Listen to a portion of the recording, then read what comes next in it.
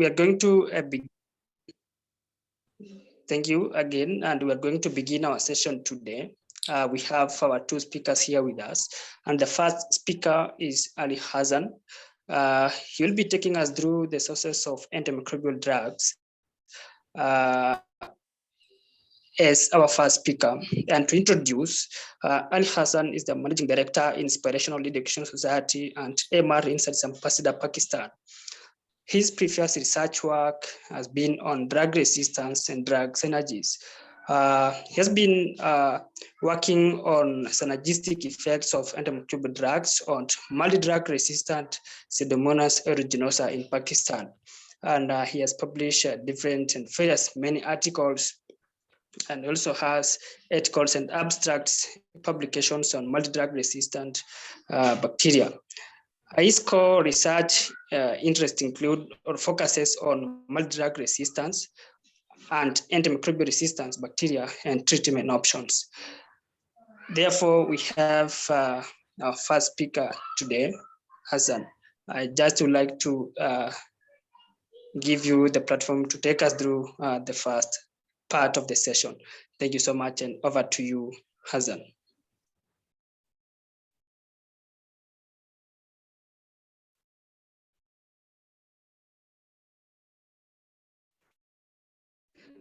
Ali Hassan, if you can hear me, please, the floor is yours.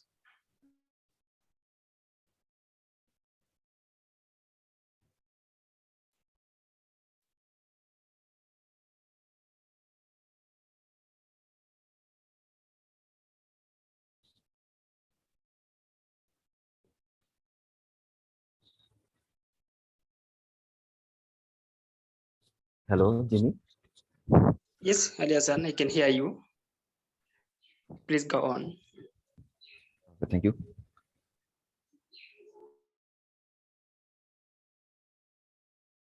Have you seen the presentation? Is my voice Not yet. Clear? For not yet seen, maybe we can wait a bit.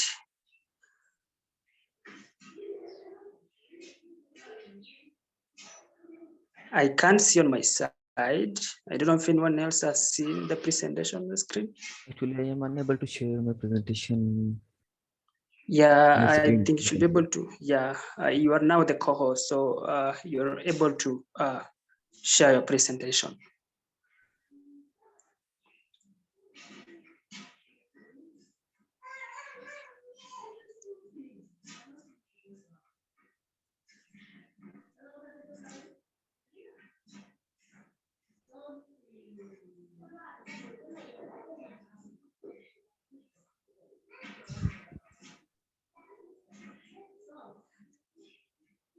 Jimmy, is it on screen now? Not yet visible on my side. Not visible on your side. Yes. Actually, Maybe I am you can having try problem again. in sharing my presentation with all of you. Sorry for the inconvenience. Sorry, what will be the problem, please? Actually, Because I am unable to find the option of sharing my screen. So I think maybe, do you have is it a PDF presentation or in slide form? In slide form it is. Okay, I think maybe you can go directly to the your presentation. You right click, and I think you should be able to display an option to share your screen. Or alternatively, you can go directly to the screen. You will have under the ribbon, you'll see the share option, and it to be able directly to take you to where your files are, and you select your presentation. Just click share on a ribbon on the screen.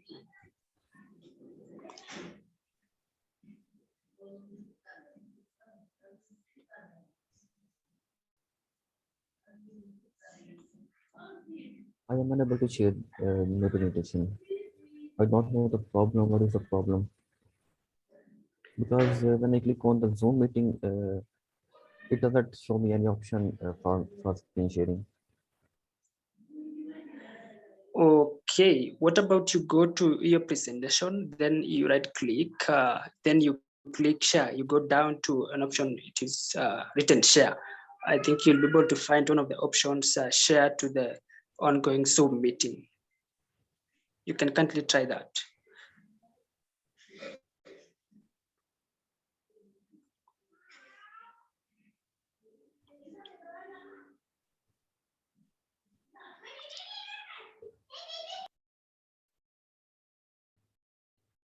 Meanwhile,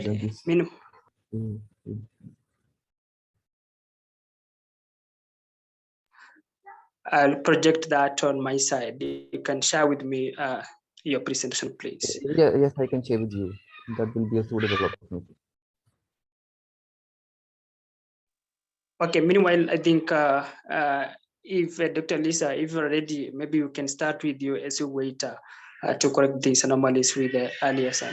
Lisa, please, are you ready to take us through the first part of the session? Because of time, please. But if you're not, maybe we can wait Ali Hassa to be able to share the presentation.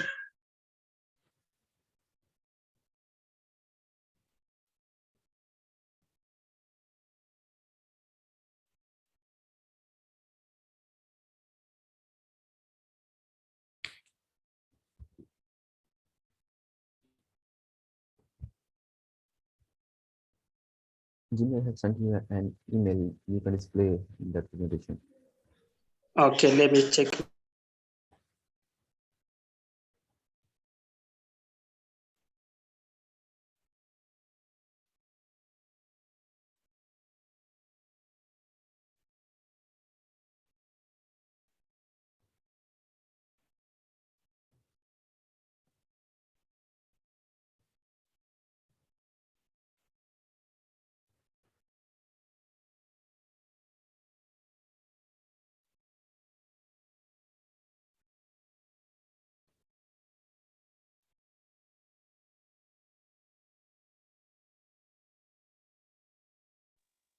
Okay, I have received your presentation. Just a moment, please.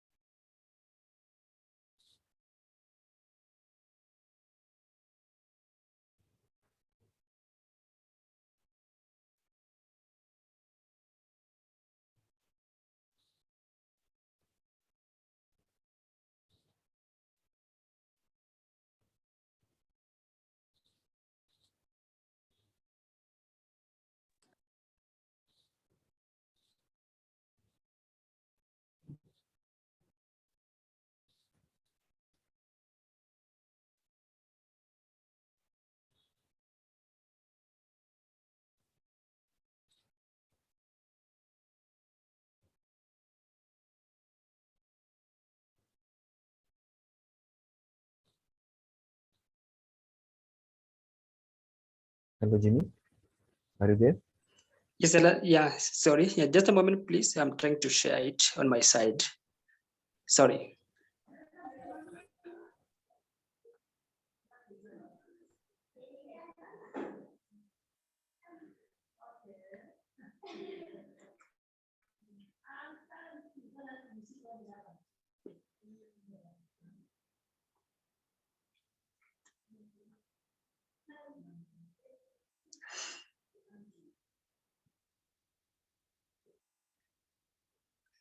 Just a moment, please. Yeah. Yes, I think it should be able now to start sharing.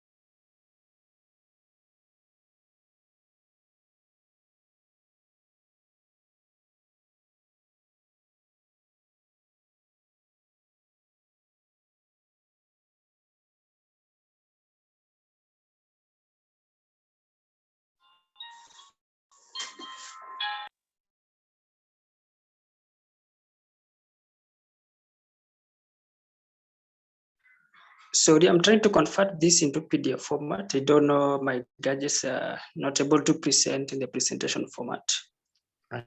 Hello, Jimmy. Hey, Dan, hello. Maybe we can start with our other guest speaker just to save on time as you try to sort out the technical issue. Yes, sure. We can start with. Yeah, so that we save on time. Yeah, Lisa, please, if you're ready to take us through the first part of the webinar, please can take us through because of these technical issues. I think, yeah, somehow taking much time.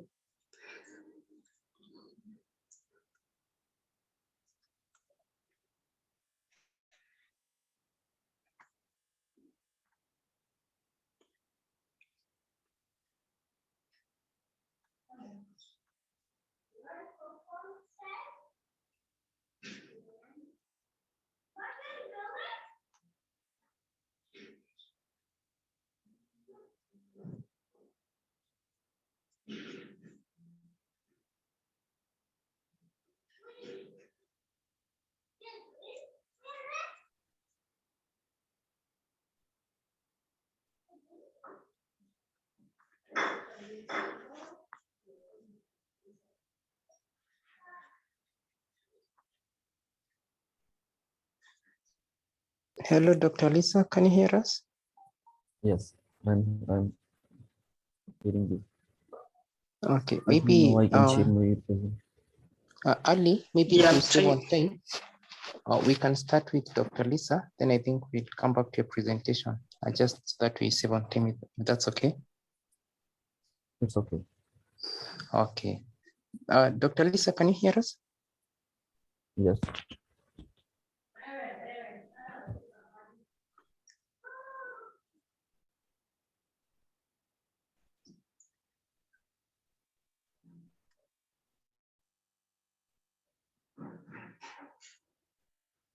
It's okay, Dr. Lisa, you can continue.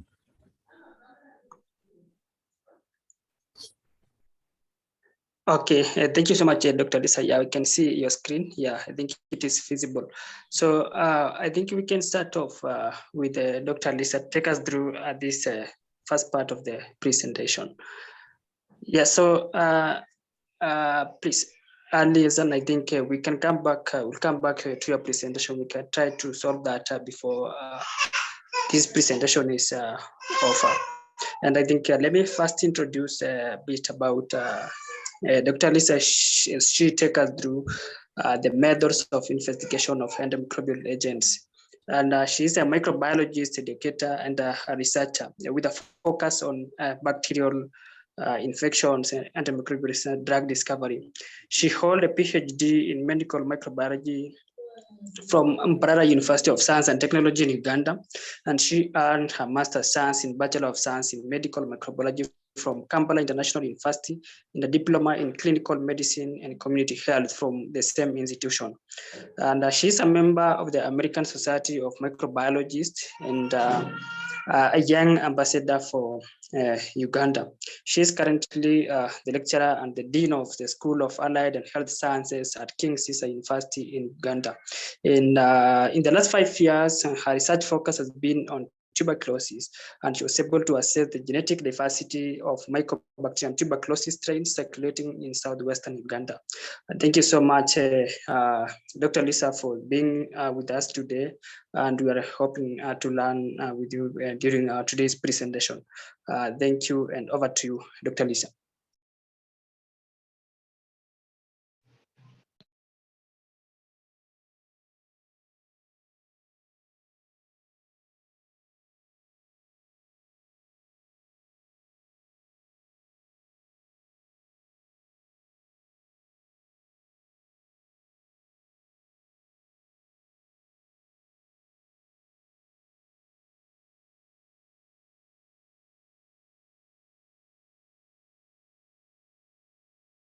Dr. Lisa, please, if you can hear me, it is your time now.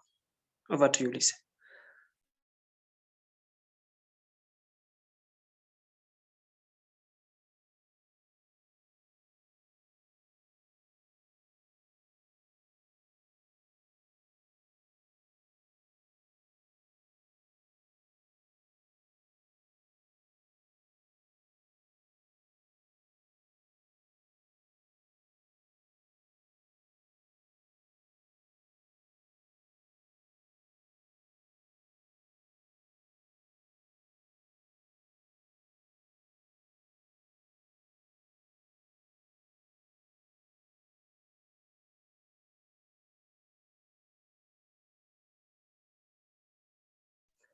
Dr. Lisa, can you hear me?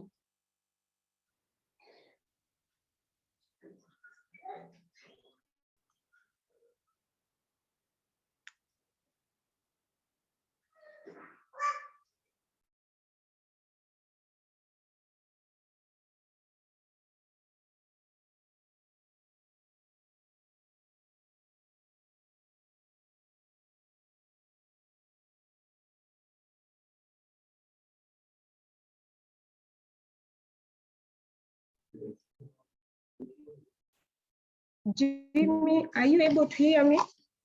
Yes, Dr. Lisa, I can hear you. Go on, please. I think there was a problem with my earphones. Okay, as I was saying, I'm Dr. Lisa, as you've been informed. And I was saying, first and foremost, I would like to wish our brothers and sisters back in Nigeria peaceful voting and God's wisdom for them to be able to choose the right leader. So I'm going to look at the in vitro techniques of investigating antimicrobial activity. Unfortunately, we've not been able to hear about the sources of these antimicrobial agents that we can use these techniques for screening for their activity. However, I think we are going to hear them later. So as Jimmy has told you, currently, microbial infections are a major public health concern because they are associated with high mortality and morbidity rates. And the WHO estimates approximately more than 1 million people die due to antimicrobial resistance associated infections. And they estimate that by 2050, more than 10 million people will be dying of these kind of infections. And because of this drug resistance, a lot of research is being done around the discovery of new sources of antimicrobials. And there are several techniques that are used for the screening and evaluation of these antimicrobials. Now, currently, there are several techniques that are in use. Some are more common, others are rarely used, but we're going to look at all of them. And these in vitro techniques are usually either used for the prediction of therapeutic outcomes in hospitals or health units. Apart from that, they are also used for research discovery in research units, and they are also used for epidemiological studies. Now, techniques like diffusion methods and dilution methods are the commonly used methods, and these are very well known by most scientists. However, we have other rare techniques that are also available for the screening of antimicrobials. I say they are rarely used because you find, despite them being able to provide rapid results, most of them require specified equipment. And also, when you're using them, further evaluation is always needed, and also for standardization. And also, their replicability is sometimes wanting, and you find labs or within even a lab, they are not able to replicate them. Now, let's first look at the commonest methods that are in use. Some of you may have used one or another of these techniques, but I'm sure there are those who may have not had an opportunity to utilize them. The first are the diffusion methods, which are very common, not only for clinical purposes, but also for research. And the first diffusion method is the Agar diffusion method, or what is commonly known as the Kebibwa technique or Kebibwa method. This technique was developed back in 1940 by two guys known as Kebi and Boa, and I think that's where the name comes in, Kebibwa technique. And in 1961, the WHO took over and standardized this technique, and that's why it is routinely used in many health facilities for routine screening of the susceptibility patterns of most of the pathogenic microbes. However, between 1961 and up to date, several modifications have been approved, and they have been published in the clinical and lab standard institutes, that is the CLSI. And we are going to see some of these modified techniques. Now, with the disk diffusion or the Kebibwa technique, which is commonly used, it entails using the disk papers or the filter papers that are usually impregnated with desired concentration of the test compound or the antimicrobial that you're interested in studying. And then they are placed on the agar surface and incubated under certain conditions for a specified period of time. Most of the time when you're dealing with bacteria, we normally incubate them at 35 to 37 degrees Celsius for 18 to 24 hours. However, sometimes this is variable depending on the test. Now, during the incubation, what happens is that the drug or the antimicrobial agent that has been diffused on the disk papers usually diffuses through the agar, and it inhibits the growth of the microorganism that you're trying to check for its susceptibility. Now, after the incubation of, most of the time, the books say overnight incubation, you come and measure the zone of inhibition, and then the results are recorded in terms of millimeters, and they categorize the test organism as either susceptible, intermediate, or resistant. Now, being the technique that is commonly used in most health units and even in research, I'm going to expound further on it so that at least those who have not had an opportunity to do it, maybe when they're doing it, it will be easier. So the steps involve first, you will prepare an inoculum of the culture or the microorganism that you're testing. Now, if you're not dealing with a pure culture, you touch the top of 3 to 5 similar colonies on the agar plate. Or if you're dealing with a pure culture, you get a loop full of a wire loop, a loop full of the test organism, and transfer this in a sterile saline or normal saline and mix well. Then the next is you standardize that solution, what we call a McFarland standard of 0.5 McFarland if you're dealing with the bacteria. And if you're dealing with the fungi, it is 0.1 McFarland. And you can always adjust this by putting the tubes where you've put your test organism and either diluting further or add the microorganism to the saline. Then after you're sure you have achieved a standard inoculum, you get a sterile swab and dip it in that inoculum. You drain the excess by squeezing the swab on the side of the tube, and then you inoculate the inoculum on the surface of the agar plates. Now, the catch is you have to leave this inoculum for around 15 minutes after you have inoculated on top of the plate.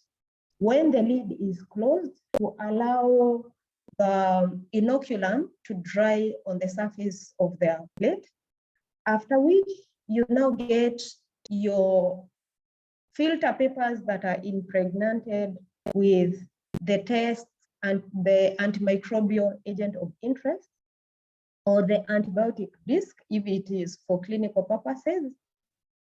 And using a sterile forceps, sometimes if you don't have the forceps, you can use a needle tip. And if you are in a setup that can afford, or there is an antimicrobial disc dispenser, you can use it. You dispense this antibiotic disc on the surface of the already inoculated media. Normally, the recommended number of discs are 6 to 7 in a 90 millimeter plate diameter. This is because when you put these antibiotic discs, you incubate them overnight, and the molecules that are on the disc will diffuse through the media and inhibit the growth of the organism. Now, when you're putting the discs, ensure the discs are approximately around 15 millimeters from the edge of the agar plate, so that you're able to visualize the zone of inhibition after incubation. Now, ensure once you have put the antibiotic disc, or once you have put the inoculum, within 15 minutes, you put your discs, and in the next 15 minutes, you incubate the plates under desirable conditions, which I told you around 35 to 37 degrees when you're dealing with the bacteria. Now, after the overnight incubation, the following day, you come and measure the zone of inhibition, either by use of a ruler, or if you have calipers, you can use them as I've illustrated there. Then you record the measures, these measurements in terms of millimeters, and then these results be interpreted as either susceptible, intermediate, or resistant, depending on the length of that, the diameter of the zone of inhibition. There are certain factors that will influence the size of that zone of inhibition. For example, one is the inoculum density, and that's why you have to ensure you standardize your inoculum before you inoculate it on the agar plates. Also, the timing of the disc application. Ensure your agar plates which are inoculated with the test organism don't stand for long. This is because the microorganism may start growing before you can dispense your disc, and that's why it is approximated within 15 to a maximum of 30 minutes, you should have dispensed your disc.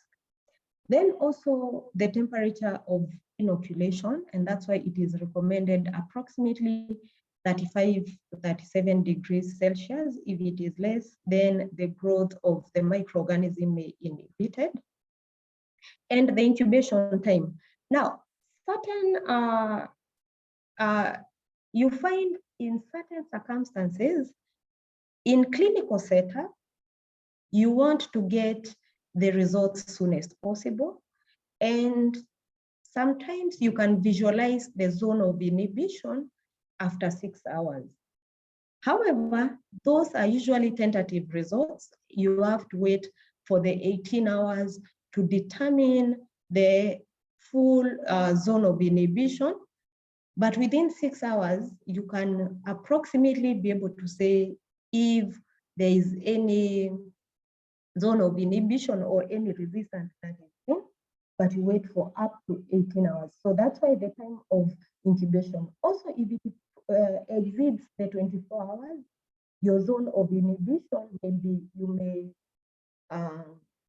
get the wrong readings because the drug may stop working or the antimicrobial may stop diffusing, and there is growth of the organism nearer to the disc, and therefore you may interpret the wrong results. Also, the potency of the antimicrobial discs as the drug is diffusing, and also the composition of the medium, and that's why most of the time we recommend the use of the molar Hinton agar. Now, the second technique of the diffusion method is the agar well diffusion method, which is a modification of the disc diffusion method. It is commonly known as the punch hole method. This one is utilized mostly in the evaluation of antimicrobial activity of plants or microbial crude extract. Now, it is similar just to the disc diffusion. That's why I bother to take you through the steps of the disc diffusion, whereby you inoculate the test organism uniformly on the surface of the agar medium. Then instead of placing antibiotic discs, this time you punch holes on the media, which the holes are approximately 6 to 8 millimeters in diameter, and you punch them using a sterile cork borer, after which you dispense approximately 20 to 100 microliter of the crude extract that you want to test into these wells, into the wells. I'm having a problem here, sorry. After which now you incubate the agar plates. And during the incubation, just like the Kedibwa technique, the extract will diffuse through the media, thus inhibiting the growth of the microorganism. And after the overnight incubation, you come and measure the zone of inhibition. And you realize, for example, in disc B, the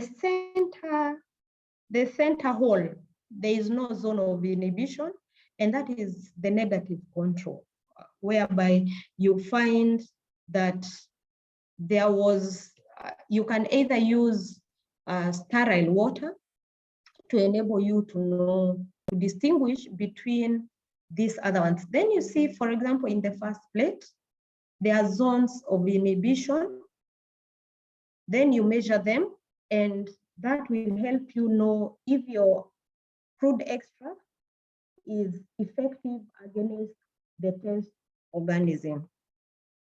Now, the third is also another modification of the KB-BOA technique, which we call the Agar plug diffusion method. This one is usually utilized when we want to study microbial antagonism. And normally we inoculate the antagonism between two or more microorganisms. What we normally do with this technique, you first inoculate the first bacteria on top of the media uniformly, just like the KB-BOA technique. And after you have inoculated the first bacteria that you want to study, you incubate the plate. Now, what happens during incubation? The microorganism will produce molecules that will diffuse through the agar medium.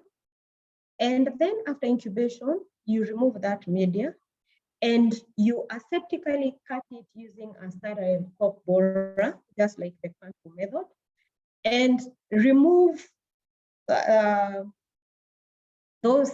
media that is already now with the grown microorganism. And then you place this cut media on another media that is inoculated now with the test organism. After you incubate, and what happens is that during incubation, the molecules will now diffuse from the agar plug that you cut from the first inoculum. And if the microorganism, the first microorganism now produces antimicrobials, then this will diffuse through and inhibit the second test organism, leaving a zone of inhibition around that agar plate, which you can now measure and determine whether the first organism is inhibiting the growth of the second one or not. Now, the fourth technique is what we call the cross-strip method or the perpendicular strip method. This one is usually used to rapidly screen microbial antagonism between two or more microbes. And the microbial strain of interest is usually inoculated by a single strip on the center of the agar plate, as you can see on the right, the one on the center. And then you incubate overnight that plate. And the following day, you come and streak at a perpendicular angle using the test organism. You can see on your right, 5 test organisms have been inoculated across the center streak or the first organism. Then you incubate another overnight. And after incubation, you now get to analyze whether there is inhibition or the activity between the first organism and the second or the test organisms that you are interested in knowing if the first one is inhibiting or is not inhibiting the growth of the test organism. Meaning, you want to know if the first organism is producing antimicrobials against your test organism. This is another illustration. Now, the fifth is what we call the poisoned food technique. This one was developed around 1962, immediately after the WHO recommended the KBBOA technique. And it is the method that is used for evaluation of antimicrobial activity against fungi. And in this technique, a desired final concentration of the antimicrobial extract is usually incorporated in melted media and mixed properly. Then what happens is, once you have mixed that, mix the extract with the media, you pour the mixture into Petri dishes and incubate. This allows the extract to work. And after incubation, the inoculation, you inoculate the test organism at the center of the agar plate at approximately 2 to 5 millimeters, and then you incubate under desirable conditions, meaning the temperature is something you have to consider. When you're dealing with fungi, we can sometimes incubate at 30 degrees Celsius. Now, this is an example of the food poison technique. The first one being the sterile water or sterile distilled water.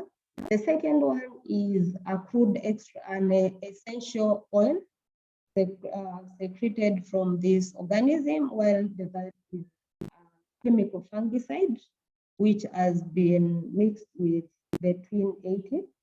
Anyway, so after the incubation overnight, you measure the diameter of the zone of the growth of this organism. For example, you can see here, with the sterile water, the fungi is able to grow widely across the plate. But with B and C, the organism, meaning they are producing antimicrobials, or they are producing molecules that are inhibiting the growth of the fungi, and therefore you can see the fungi is not able to grow widely on the plate. Now, after the incubation, you can always check the antifungal effect, which is estimated using the formula, where you use this formula, the diameter of the control plate minus the diameter of the test organism divided by the diameter of the control times 100. Now, the merits of this technique is that the merit of the diffusion method basically is that most of them, the diffusion methods, whether it is KBBOA, whether it is the agar plate, you find there is the ability to test numerous antimicrobial agents at the same time. Also, the results are easily interpretable. You either interpret the result as either susceptible, intermediate, or resistant. Also, it is easily, you can easily be able to perform it once you have gone through the training. You can easily be able to do it. And it is also easily affordable, and that's why you find like the KBBOA technique is commonly available in most health units. However, these techniques sometimes, especially when you're dealing with Fastidium microbes like Neisseria, they may not give you accurate results. Also, with these techniques, you cannot be able to say whether the bacteria is really inhibiting the growth of the antimicrobial is inhibiting the growth of the microorganism, or it is killing the growth of, it is killing the microorganism. Meaning you're not able to determine what we call the MIC or the MBC, MBC meaning minimum bactericidal concentration, or MFC, which is the minimum bactericidal concentration, which these two, we call them minimum lithocidal concentration. So you cannot determine the MIC and the MLC values. using the diffusion method. Now, let's look at the second methods that are commonly used. The dilution methods. Now, with the dilution methods, they are able to help us with the minimum inhibitory concentration of the test agent or the crude extract that you're testing, unlike with the diffusion methods. And the MIC values are usually expressed in milligram per ml or milligram per liter. And most of the approved guidelines are recognized or they are published in the CLSI, as we've seen before.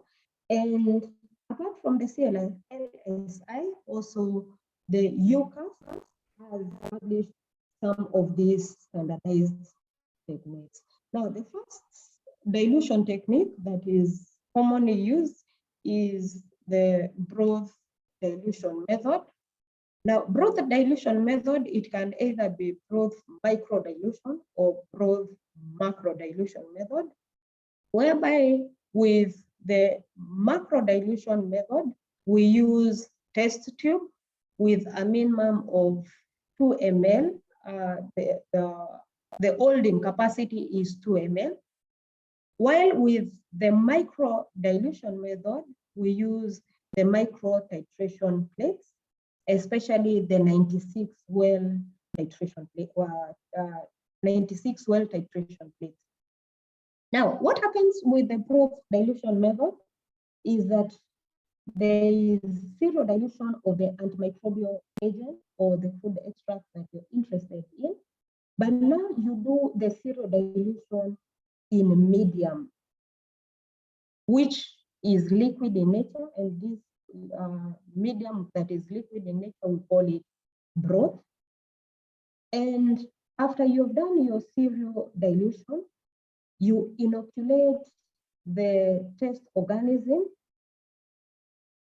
And this test organism has to be first standardized, just like we saw in the disc diffusion method. You have to standardize it or to what we call the McFarland standard. And as I've told you before, if it is bacteria, it's 0.5 McFarland. If it is with the fungi, it's 0.1 McFarland. And then you mix properly and incubate the tube overnight or under desirable conditions, either if it is bacteria around 35 to 37 degrees Celsius, and if it is fungi, it can be less than that. And after the incubation, you measure the MIC, and the MIC is usually the lowest concentration of the antimicrobial agent that completely inhibits the growth of the test organism. And this one is usually detected by visualizing for either growth using an aided eye.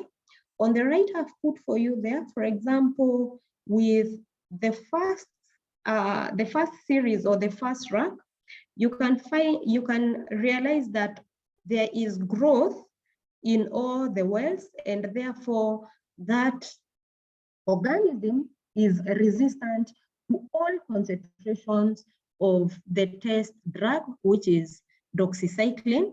That is different from the third set, which is streptomycin, whereby there is no growth in any of the wells, and therefore you find the test organism is susceptible to all concentration of streptomycin, and therefore this would be as when you're putting the results, you'd say the lowest concentration is the first tube, while with the first rack, there is no MIC, meaning the lowest concentration, all of them, there was growth, and therefore there is resistance. With the second rack, which is the sulfamethasone, you would say the second last is where you're visualizing some growth, and therefore the next is the MIC. The last tube is the MIC, which we are saying is the lowest concentration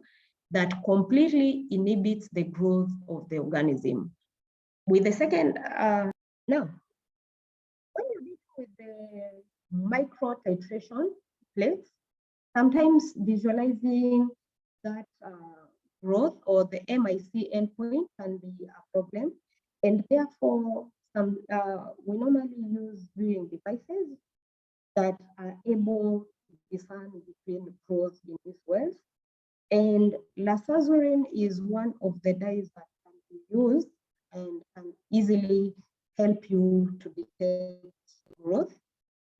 Apart from sazurin, you can use tetrazolium salts, and these are commonly used to help in determination of the MIC endpoint. Now, you can go further and reincubate this to your tubes where you see you don't visualize any growth, so as to be able to determine the MBC, which we said is the minimum bactericidal concentration. If it is fungi that you're dealing with, it is the MFC, which are generally known as the minimum lethal concentration. Now, to do this, you get the samples that didn't yield any growth or where you didn't observe any turbidity or any growth. You subculture them on non-selective media and incubate them overnight under desirable conditions. The following day, you inspect for growth, and the plates that you see growth, then you know those concentrations were inhibiting the growth of the microorganism and not killing it. But if you don't visualize any growth, then you know the antimicrobial agent killed the bacteria, and that's why you don't have any surviving cells, okay? Now, the demerits of the macro dilution method vis-a-vis the micro dilution method is that it is very tedious because you have to pipette from one tube to do the serial dilutions. And during these dilutions, there is a risk of error, as well as this technique can be very expensive if you're dealing with large amounts of reagents, and also it requires adequate space if you're testing several microorganisms against several antimicrobials. Also, the rate of reproducibility between either labs or within even your own lab and are not always guaranteed when it comes to this method. The second dilution method is the agar dilution method. This one is normally recommended for fastidious microbes, and it involves, just like the first one, making serial dilution of the antimicrobial agents in melted or molten agar. Then you dispense this mixture in plates, in petri dishes, and inoculate the plates using a standardized inoculum of the test organism, and incubate under desirable conditions. And then after that, you measure, you're able to visualize the MIC. This on the left is an illustration of the different concentrations that have been inoculated, and after 24 hours, you're able to visualize within these plates at the extreme right whether there is growth or not. So you can see with concentration 3, there is more growth, and therefore this concentration is not good vis-a-vis concentration 1, which there is less growth of the microorganism. Now, the broth dilution method is usually used, is preferred more to the broth dilution method when you're dealing with multiple isolates that you need to test using a single extract. Or, for example, if you have an extract that is masking the detection of microbial growth in the liquid media on the macro dilution method, then the agar dilution method would be the best technique to adopt. However, one of the main drawbacks of this method is that it is time consuming. As you do the serial dilution, then you dispense them in plates, and then you incubate. And there is also a high degree of inherent error during this method, when you're dealing with this method. The third method is what we call commonly known as the E-test, in full meaning epsilometer test. Other books will call it antimicrobial gradient method. This method was first described around 1988. And in 1991, the AB Biodisc introduced it commercially by making what we call the E-test strips. These E-test strips are usually impregnated with the test or the antimicrobial agent to be tested.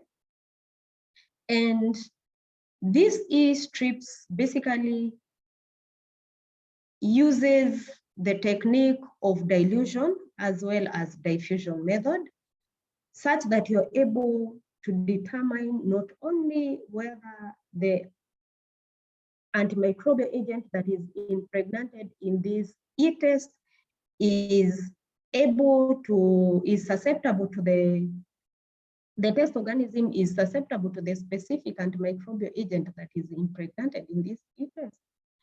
This method also helps you to detect MIC at the same time. So what happens with this technique? You find the E-strip is inoculated on agar plate using a sterile process. And when you're putting this E-strip, you ensure that the maximum concentration end, or what we call the E end, is the one near the edge of the plate. And you also ensure the MIC scale is facing upward so that you're able to read it. Now, once you have put it on the inoculated media, you incubate overnight under desirable conditions, and the following day, you're able to view your MIC. On the left, there is that diagram on the left.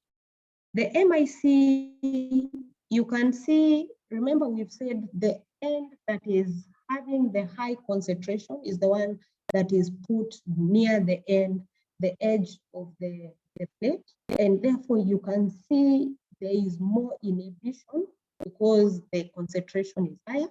And as you come nearer to the center of the plate, the concentration is lower.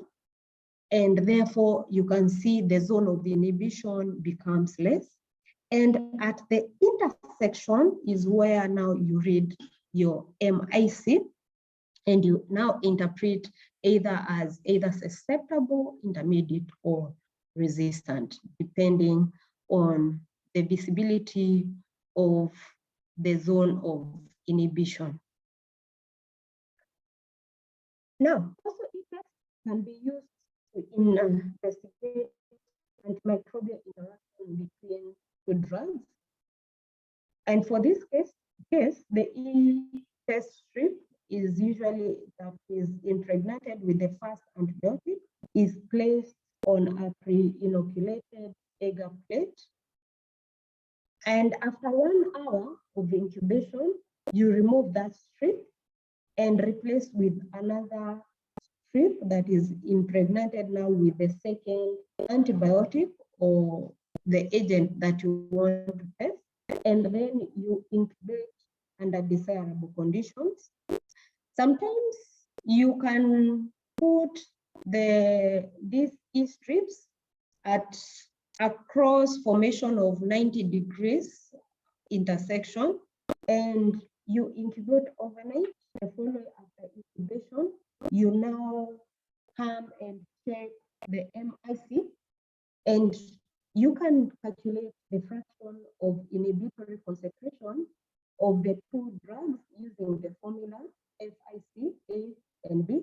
whereby the FICA is the minimum concentration, minimum inhibitory concentration of drug A in combination over drug A alone, plus the inhibitory concentration of drug B in combination over MIC of drug B when it is alone.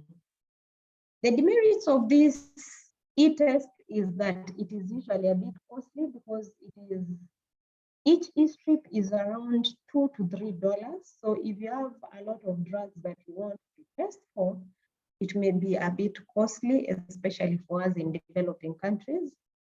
And also, this technique cannot help you distinguish whether the activity that you're seeing or you're visualizing is either due to sidal effect or just due to static effect. However, this technique is simple to perform. You can easily get your MIC, and also you can be able to investigate antimicrobial interaction between two drugs.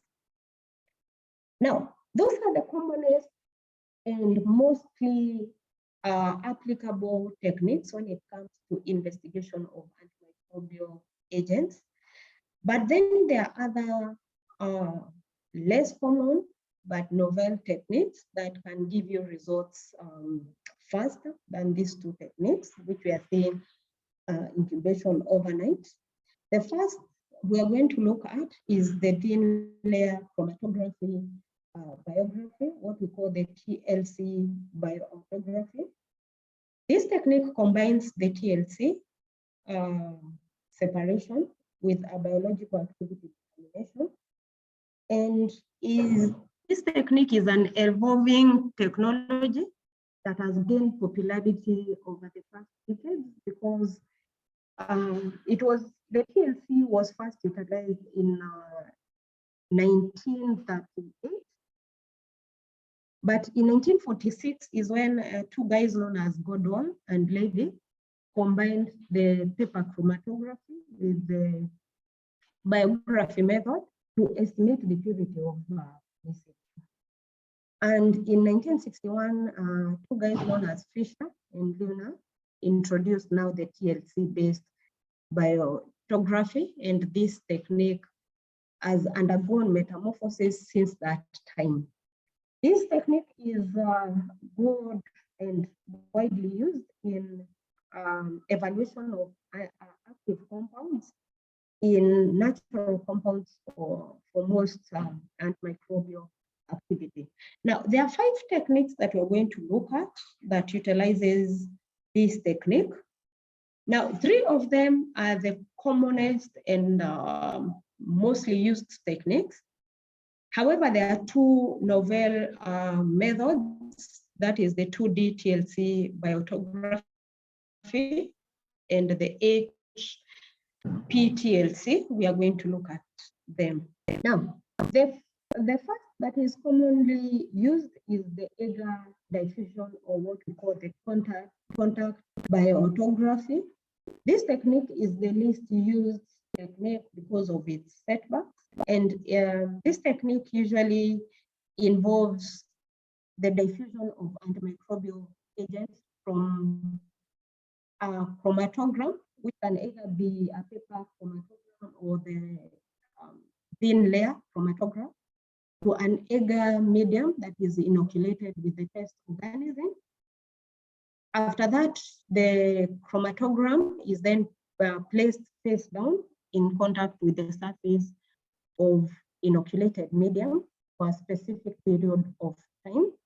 This is to allow diffusion of the test agent to diffuse through the media, after which the chromatogram is then removed and the agar plate is then cultured overnight under desirable conditions, after which zones of inhibitions are then determined or kept.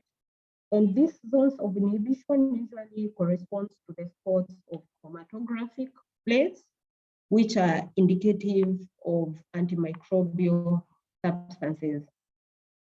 Now, the second is the direct bioautography, which is more commonly used, and it is developed. What happens to this technique is that a developed TLC plate is dipped into the microbial suspension, or the microbial suspension itself can be sprayed on the developed TLC plate. Then the bioautogram is incubated under desirable conditions for approximately 48 hours.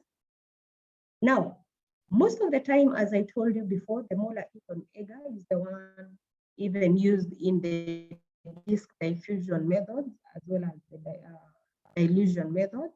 So even in the TLC methods, it's the one that is recommended because it gives the best adherence of the TLC plate, and also it is able to maintain appropriate humid bacterial growth.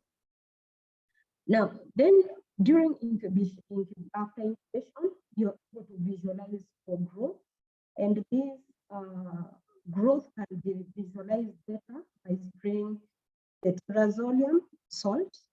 These are the ones that are commonly used, and then you incubate for around overnight, or if that is under room temperature, around 25 degrees Celsius, depending on where you are. Or else you can incubate in an incubator at 7 degrees Celsius for a shorter time, which is approximately 3 to 4 hours. This is to allow the salts, the trazodium salts to undergo conversion by the dehydrogenases of living cells with the corresponding intensely colored formazan, and then you're able to detect the growth or the inhibition of that growth per se. The third method is the agar overlay bioassay, or what is commonly known as the immersion bioautography. Now, this is an hybrid of the first two techniques, whereby the TLC plates are uniformly coated with the molten or melted agar that is seeded with the test organism. Then the agar is allowed to solidify before the TLC plate is incubated under suitable conditions. Depending on the test organism, whether it's a bacteria, it is around that 5 to 7 degrees Celsius, and if it is a fungi, it can be less, around 30 degrees Celsius. This is to allow the diffusion of the antimicrobial agents into the agar medium. And the TLC plates are placed at low temperature for a few hours before incubation. After the incubation of overnight, you can do staining so as to be able to visualize the results. You still use the tetrazodium dye that we used in the previous techniques. Now, there are differences between these three techniques. As we've said, the agar diffusion is the less commonly used because it is less sensitive and it is less specific, while the direct biography is more sensitive and usually very specific. So depending on what the availability of what you have, you can decide to choose. However, the agar diffusion is not highly recommended. Now, the novel techniques of the TLC, one of them is the HPTLC, which is the high performance thin layer chromatography bioautography, which provides chromatographic fingerprints that can be displayed and stored as electronic images. So it has gone a notch higher than the previous techniques, and it is an improvement of the thin layer plates as it uses microparticle silicon with a narrow particle size distribution. And unlike TLC bioautography, the PTLC usually has an improved resolution as well as a shorter analysis time, and it has an increased detection sensitivity, since we've seen the previous as a lower sensitivity, and also it has a reduced amount of developing agent as well as the sample as well as the culture media. So you tend to use less of this, and therefore can be slightly cheaper. However, this method also has incorporated the use of the nuclear magnetic resonance or the mass spectrophotometry for easy detection of the bioactive analytes within the biophotography. Another novel method is the 2D TLC biophotography method, which takes advantage of the resolving power of the 2D TLC for separate chemically diverse mixtures found in food extract. And it is easy to operate. Also, it doesn't require specialized equipment, as well as it is suited for crude extracts that have complex chemical composition, as well as it reduces on the amount of waste solvents that are observed in the other 3 TLC techniques. And substantially, it reduces on the time needed to identify the active compounds. Now, the TLC plates in this technique, in the 2D TLC bioautography, the TLC plates are developed first with a polar solvent. Then you turn that plate at 90 degrees, and then you develop the second, which is a non-polar with a non-polar solvent. Then the plates are dried and spread with nutrient growth and inoculated, and then you can visualize, you can be able to determine whether your compound has any antimicrobial activity. The fifth is the time kill test, or what is called the time kill curve.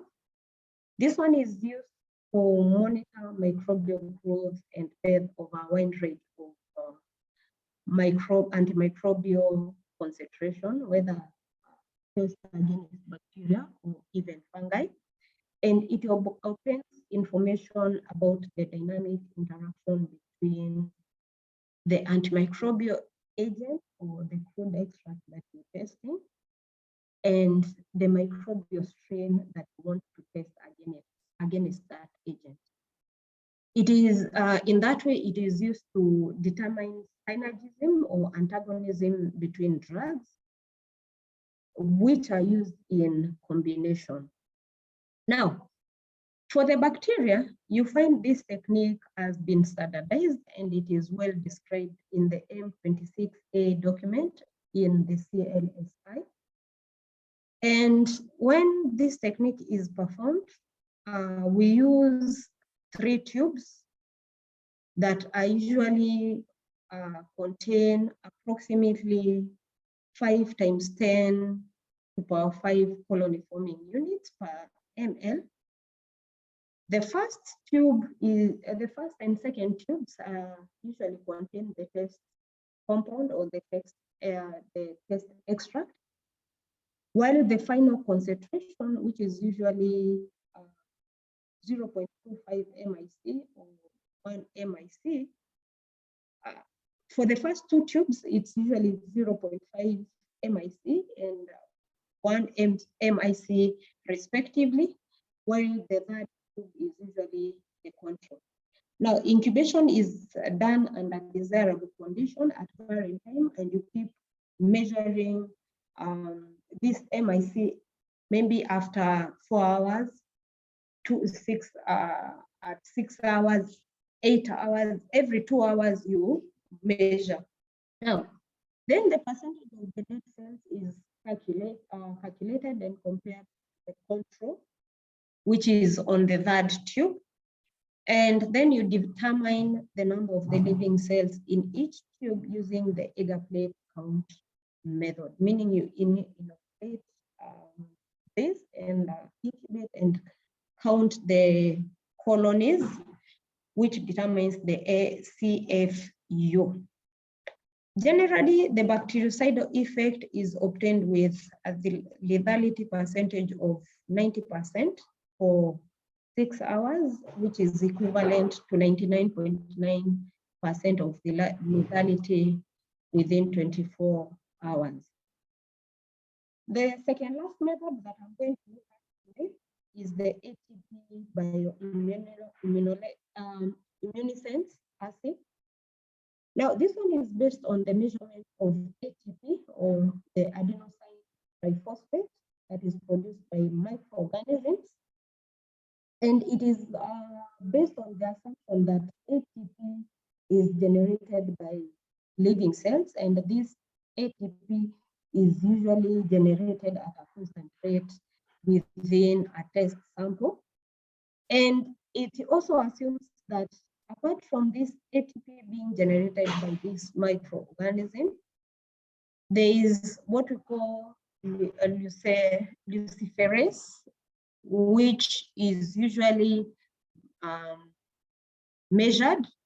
And this luciferin is usually measured in the presence of ATP because it undergoes conversion by luciferase enzyme into oxyluciferase that normally generates light. And this light is the one that is normally now quantified using a luminometer, and it is expressed as a relative light unit, which can be converted into relative light unit per mole of ATP. So it is a technique that basically determines a linear relationship between the cell viability and the luminescent that is being measured, or the amount of light that is being emitted by these living cells. Meaning, if you have more dead cells, then the less the light that is going to be measured. Now, this technique has large applications, such as in the studies of cytotoxicity, and also in situ evaluation of the impact of biofilms, as well as during drug screening. The last technique that we are going to look at today is the fluorometric method, which is based on detection of decreased fluorescent intensity of tender cells after drug treatment. And normally, we measure the light cells, as well as we measure 3 populations of these cells: the dead ones, the viable ones, and the ones that are injured. And this method can easily, or the light that is being emitted, then you can be able to determine the amount of live cells that either your antimicrobial agent and these microorganisms. Okay. Now, desired conditions, this table basically illustrates the doing this. If it is this diffusion, you normally grow. If it is bacteria or yeast, the temperatures are around 35 to 37 degrees in hours, while for the fungi is around slightly longer, which is approximately 20 to 24 hours. If it is like for the agar dilution method, the temperatures of incubation for the bacteria, as I told you, is 35 to 37 degrees Celsius, and incubation is around 16 to 20 hours.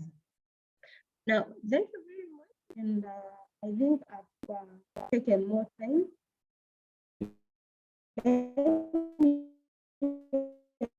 Now the second area of microbials that now you can utilize these techniques to check if they have any activity or not. Thank you.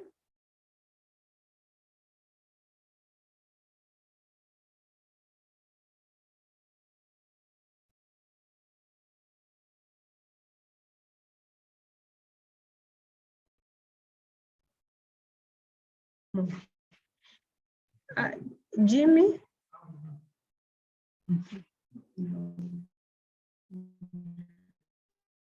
Jimmy?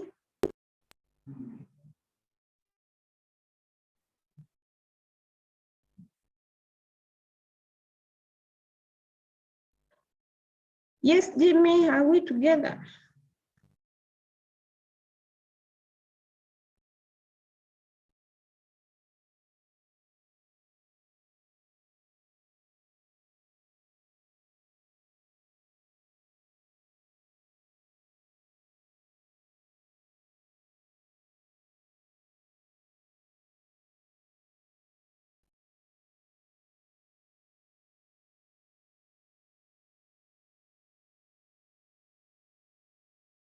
Jimmy?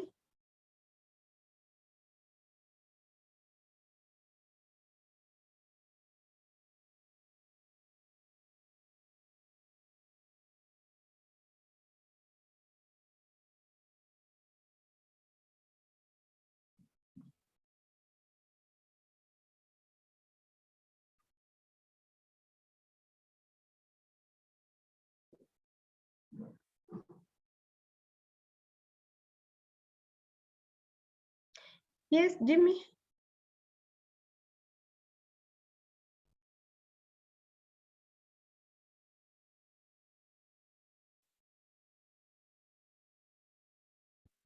Dr. Lisa, I think Jimmy is not available right now. I think he's not in the participants. I have gone through the participation list.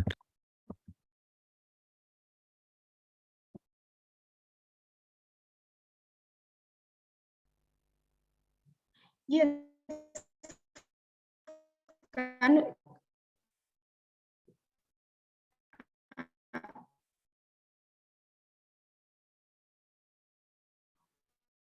Can we have the second presenter, or do we have questions? I'm trying to.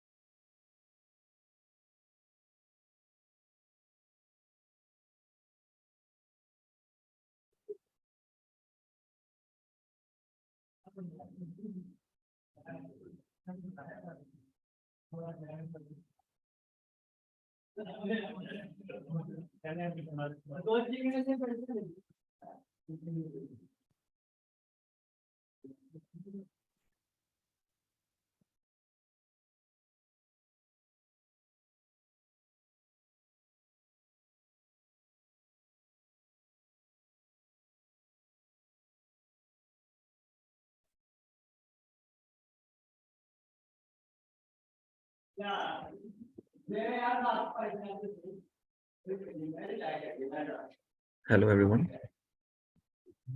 Hello, Ali. Hello. Can you Hello, hear me? Jimmy. Yes, Yeah. I can hear you, please. Sorry, I have some power problem in where I have. Sorry so much about that. But yeah, I think we can now progress.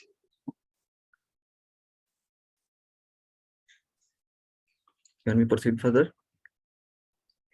Are you now able to share your screen? I can share now. Okay, please go on. I just left when Dr. Lisa was presenting, was giving out her presentation, but yeah, Is it sorry. visible to everyone? Yes, it is feasible. I think, yeah, it's okay. It's okay. We can now, maybe if you can put it in the presentation mode, that will be okay. Okay. Perfect. Go on, please. Okay, thank you. Thank you so much. Thank you, Jimmy. Thank you, Jimmy and South Africa for giving me a chance to present my topic. So we are running short of time, and let's move on towards the main topic, as the introduction is given by Jimmy. So the today's topic is the sources of antimicrobials, and I am working as an managing director of Inspirational Education Society and ambassador AMR Insights. Without any delay, I would like to move for for my presentation. So what will we learn from today's webinar is a presentation from the Dr.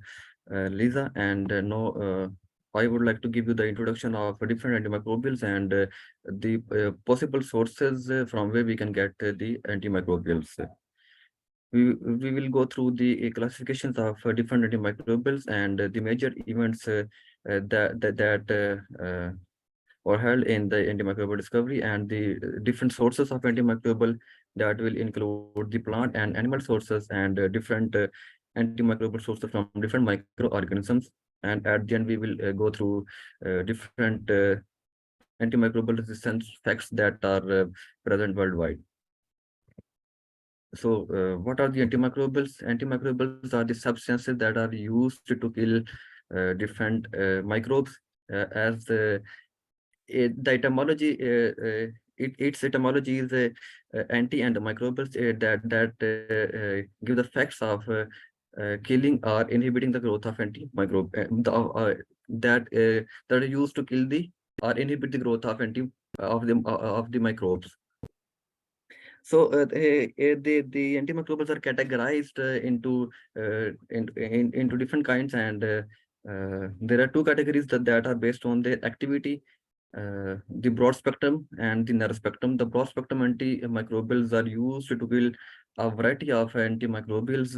They include different positive and gram-negative bacteria. They are not specific, but they are general. They can kill certain types of bacteria that have different cell walls. You can say they can act on the cell wall component of bacteria. And in case of narrow spectrum, they target the relative small area of microbes, and they are specific to that microbes, including fungi, parasites, and viruses. The examples include the cephalosporins and the penicillin that is obtained from Penicillium nototum.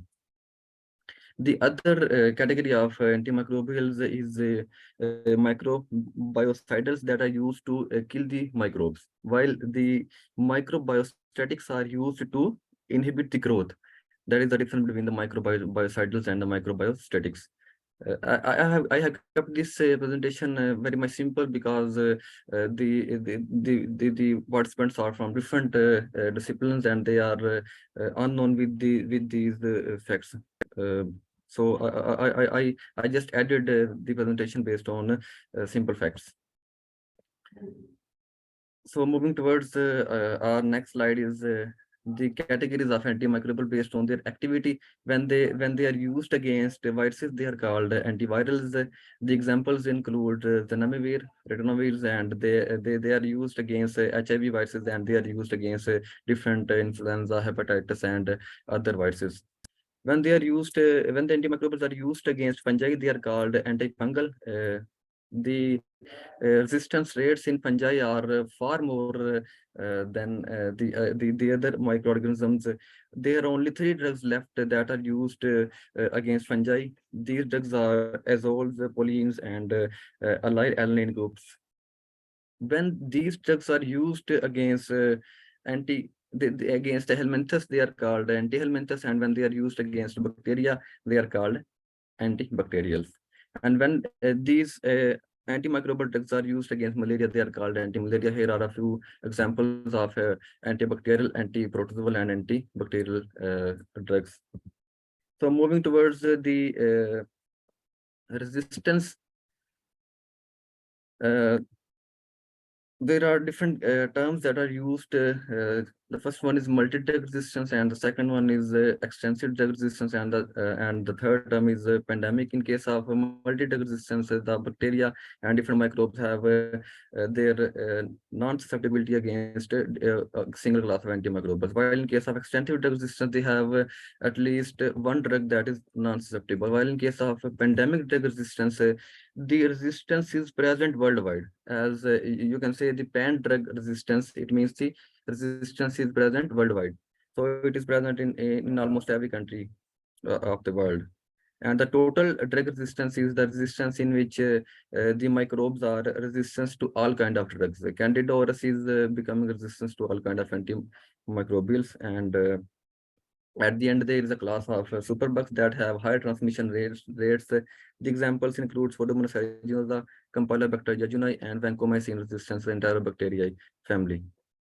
Here is another term that is called escape. It is a list of 6 microorganisms that is published by WHO, and it is highly infectious, and they have high resistance rates and transmission rates worldwide. It has a resistance against different antibiotics. For categorizing these lists, WHO has used 32 different antibiotics, and they are resistance against these drugs. Here are timelines of the major events that are the discovery. I will not go into the details of these events, as the time is very short, and you can go through these major events. I will move towards the main topic, that is the sources of antimicrobial. The sources include plant, animals, microorganisms, and synthetic chemicals, metals, and biotechnological sources. It also includes different marine organisms and traditional and Chinese medicines and the synergistic effects of already available antibiotics. In case of plants, there are different examples of plants that include garlic, oregano, tea tree oil, and turmeric. While in case of animals, there are a huge number of antimicrobial peptides are present, while there are other enzymes that are present in the animals. These enzymes are used by their defensive system, and we can isolate them to use against those bacteria to prevent the infection and to treat those infections. While in case of synthetic chemicals, these are the chemicals which are produced by different scientists in the labs, and they are also effective against different microbes, including bacteria and viruses. There are certain metals that are required by the bacteria for their growth. These metals are essential for their growth, but when these metals are in the higher amount, they can cause negative effects on the bacterial cells, and they can also used as an antimicrobial drugs. While the biotechnological antimicrobials are also present, we will discuss these sources of antimicrobials in details. So moving towards our first source, that is a plant source. The first example is garlic. Garlic is a popular herb that is used for medicinal purpose. It contains a compound that is called allicin, which has antimicrobial activity. So it is one of the most important herb that is used as an antimicrobial. Here is garlic. You are very much familiar with this plant. The second most important source of antimicrobial is oregano. It contains carvacrol and thiamol. These compounds are used as antimicrobials against multi-drug resistance Staph aureus, that is resistance to different antibiotics that are available in the market. So it can be a good and effective antimicrobial source for further research and developments. Here is oregano plants. Its leaves are very much effective, and the flowers of this plant is also effective against different microbes. The third source that is used traditionally in India and in Africa, it is tea tree and its soil. Tea tree and its soil is a plant that has a component of terpenen 4-ol that can be used as an antimicrobial. It also has different other components that can be used as an antimicrobials, and these components can be isolated through different through these components can be isolated through different methods that are mentioned by Dr. Lisa, and there are certain other methods that can be used for the isolation of these kind of products. So for the research and development, this plant could be you can say an effective plant to counter the challenges of antimicrobial resistance. Another important plant that can be used is turmeric plant.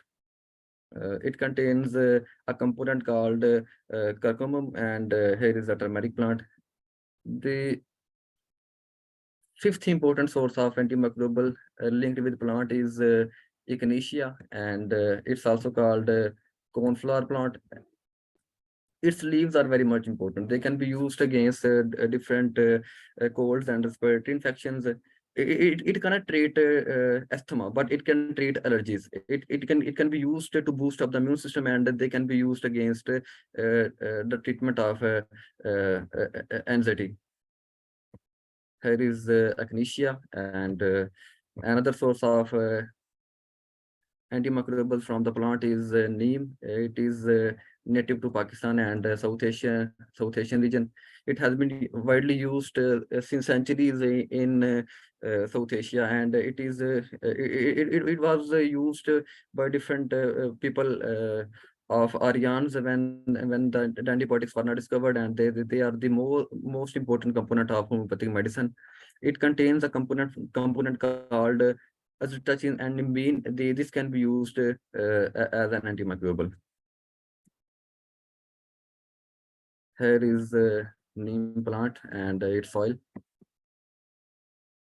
The other plant that can be used as an antimicrobial is aloe vera. It is a succulent plant that is native to North America.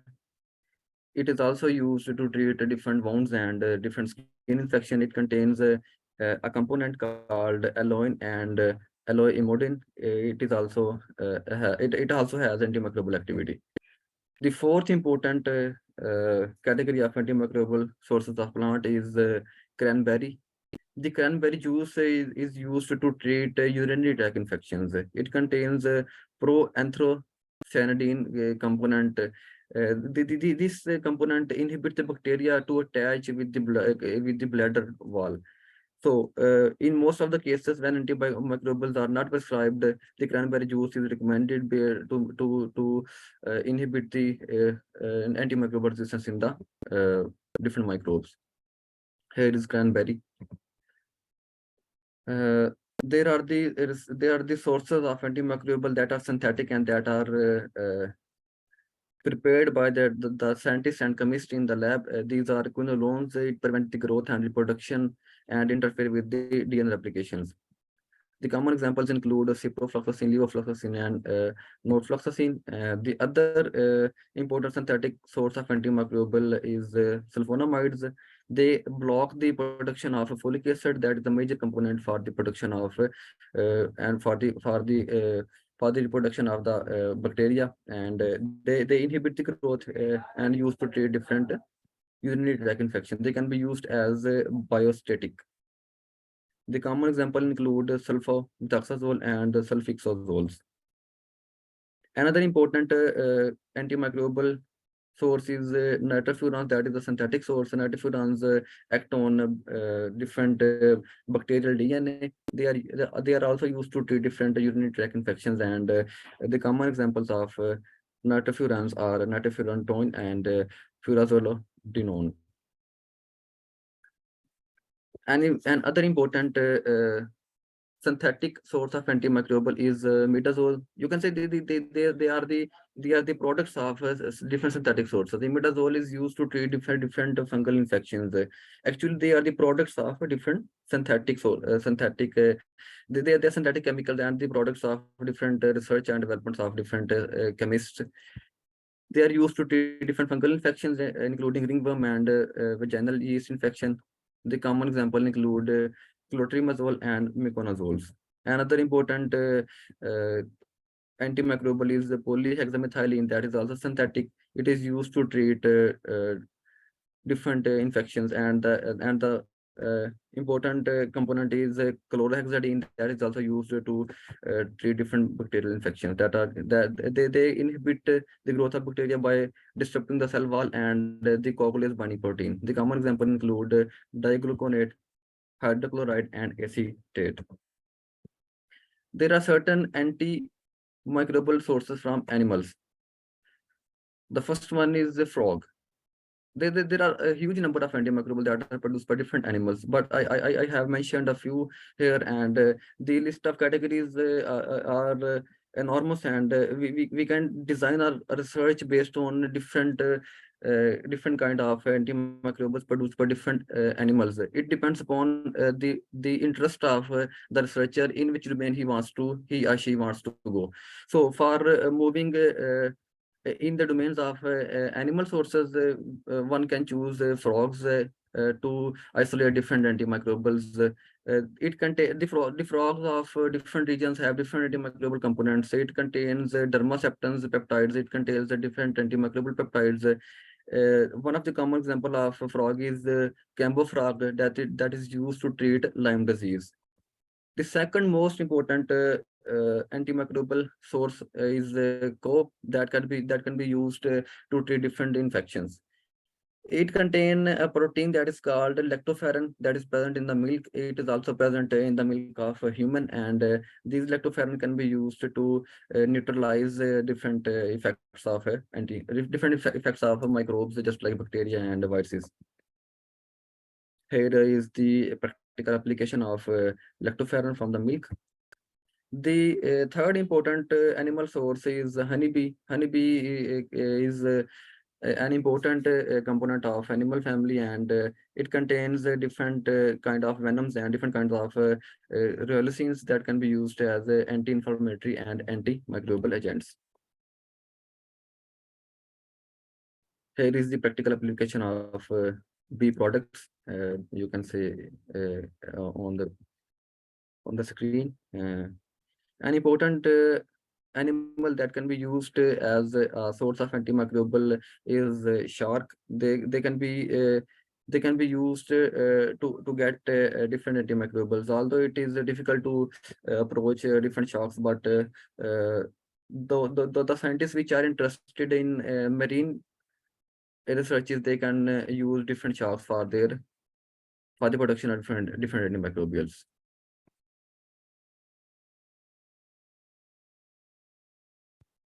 There are different kinds of metallic sources that can be used as antimicrobials. The first one is silver that can be used by different scientists to damage the cell wall of different bacteria. They can be used in wound dressing and medical devices.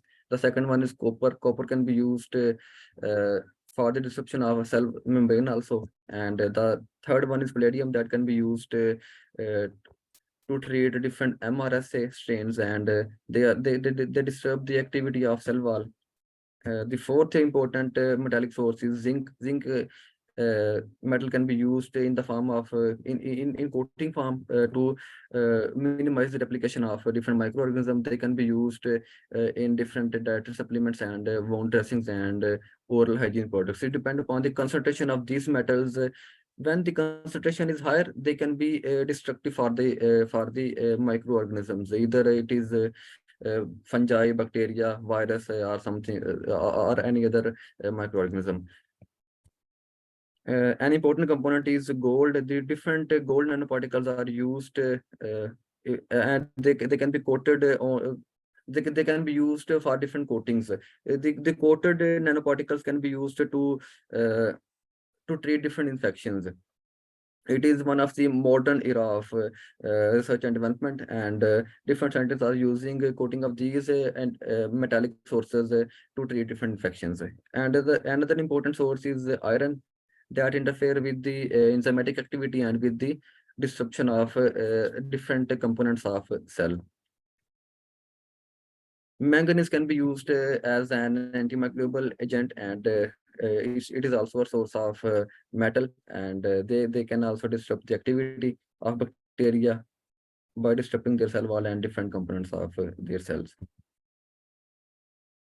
The other components and the other sources include the sources of different microorganisms. They include different kind of bacteria, different kind of fungi, different kind of protozoa. The first one is Streptomyces, that is a genus of bacteria. It can be used to treat different infections caused by other microbes. You can say the other bacteria. The product of Streptomyces is streptomycin, tetracycline, and erythromycin. These are the products that are obtained from the streptomyces. While the penicillin is a fungi that is used to treat the infections caused by different bacteria. Penicillin is the first antibiotic that was discovered by Alexander Fleming in 1928. It was isolated Penicillium nototum, and the other genus of penicillin is Penicillium crassagenium, that can be used uh, to form different products, and they can be isolated to treat different infections. They can be used to treat strep throat and meningitis, although there is a resistance. There has been resistance that is produced in different microbes, and we have to focus on the production of different products from the different genus of the penicillins. Another source of antimicrobial is Bacillus genus. The output, you can say the outcomes of this Bacillus species that are isolated are bacitracin and polymyxin B. They can be used to treat different gram-negative infections. Here is Bacillus. The other example of antimicrobial source is actinomycetes. These are also a group of bacteria that are used to treat different infections. The common example of products that are obtained from the actinomycetes is vancomycin. Vancomycin was produced in 21st near 21st century, and it also has it is also ineffective against different microorganisms, and vancomycin resistant staph aureus has been discovered in different regions of the world. The fifth most important source of antimicrobial from different microorganism is Aspergillus. It is a genus of fungi that is producing different antimicrobials. The products of Aspergillus include nystatin and grazia-fulvans. These products are used to treat different infections. They can be the bacterial infections. They can be the fungal infections. The products obtained from one fungi, the products obtained from one bacteria can be used against another bacteria or another fungi. So that is the beauty of the natural defense system, and it can be used by humans to isolate those defensive products. You can say the antimicrobials from one microorganism, and use those microorganism products against the other microorganism. Uh, just like another example is Streptococcus. We can use different Streptococcus species to isolate different products. Another example of Streptococcus genus is lysine, that can be used to break the enzymatic activity through enzymatic activity, and to break the cell wall of different other bacteria. Here are the life cycles. You can go through life cycle. It is an extra material. The other sources that are used by the scientists are biotechnological sources. These sources are based on antibody-based therapies, peptide-based therapies, probiotics, phage therapies, and CRISPR-Cas technologies. In case of antibiotic-based therapies, different kind of antibiotics are used to suppress the activity of different antimicrobials. They can be used to neutralize the enzymes of different bacteria and different fungi. They can be used to boost up the immune system, and they can be used to treat different infections. While in case of peptide-based therapies, different kind of products are used that are based on peptides. The different peptides are isolated from different microbes, and the common example include Saccharomyces cerevisiae and Pichia pastoris. from these fungi and bacteria, and the peptides are isolated and they can be used to treat different other infections. The probiotic is one of the most important research and development era, because the probiotics are used to enhance the normal microflora of the body. The normal microflora of the body are those microbes that are present on the body naturally, and they are increasing the immune system, and they are useful for the humans, just like different kinds of bacteria are present in the stomach of human, and they produce just like E. coli. They produced vitamin K, but when different kind of antibiotics are used, the normal microflora are destroyed. When we use different antibiotics, the microflora of face and different skin can be destroyed, and it will produce different acnes. You can say it will destroy the immune system, because the normal microflora is acting as an immune system for the body. But the probiotics are you can say harmless. They have effective, they are effective against the harmful bacteria, and they also boost up the positive, you can say the useful bacteria of the body. So these are uh, you can say different kind of whole proteins. You can say these are a different kind of microbes that can be used as a whole, just like Saccharomyces cerevisiae can be used as a probiotic. They can be used as single cell probiotic. The other example includes yogurt, cheese, and pickle. They can be used as a probiotic. So it is also an effective source of antimicrobial. The another important phage therapy is also a source of antimicrobial in case of biotechnology. The biotechnologist has used different phage therapies to treat different infections. And one of the advanced technologies is CRISPR-Cas technology, in which the scientists modify and change the genomes, and they used these genomes to destroy and to inhibit the growth of different antimicrobials. And the most important one is nanoparticle, that is also a biotechnology source. It is also a metallic source, but the technique that is used is biotechnology. So it is also a biotechnological source. It reacts with the different DNA structures and different components of the cells of different microbes. There are different marine sources that are sponges. They have different bioactive compounds. The common example includes naphthalene, glycosides, and sadomycin. The other example of marine organism sources of antimicrobials are seaweeds. These domains are useful for the scientists which are interested in marine microbiology. I have told you earlier that these microorganism and organism can be used as a source of antimicrobials. So it depends upon the interest of a scientist. It depends upon the availability of the resources of the lab. You can go through these microorganisms and organisms for your research projects. These are different examples of marine invertebrates that include sea stars, sea urchins, and crustaceans. The traditional medicine that are used in the past were Ayurvedic medicine that are native to India, and they were used by Indians. And the common example include neem, turmeric, and holy basils. I have already mentioned some of the products of the traditional medicines in my previous slides.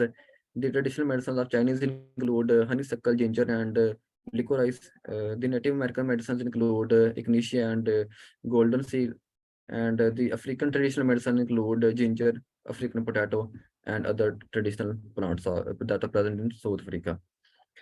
The other traditional medicines used in Europe are thymine, oregano, and sage. These medicines depend upon the flora and fauna of the country.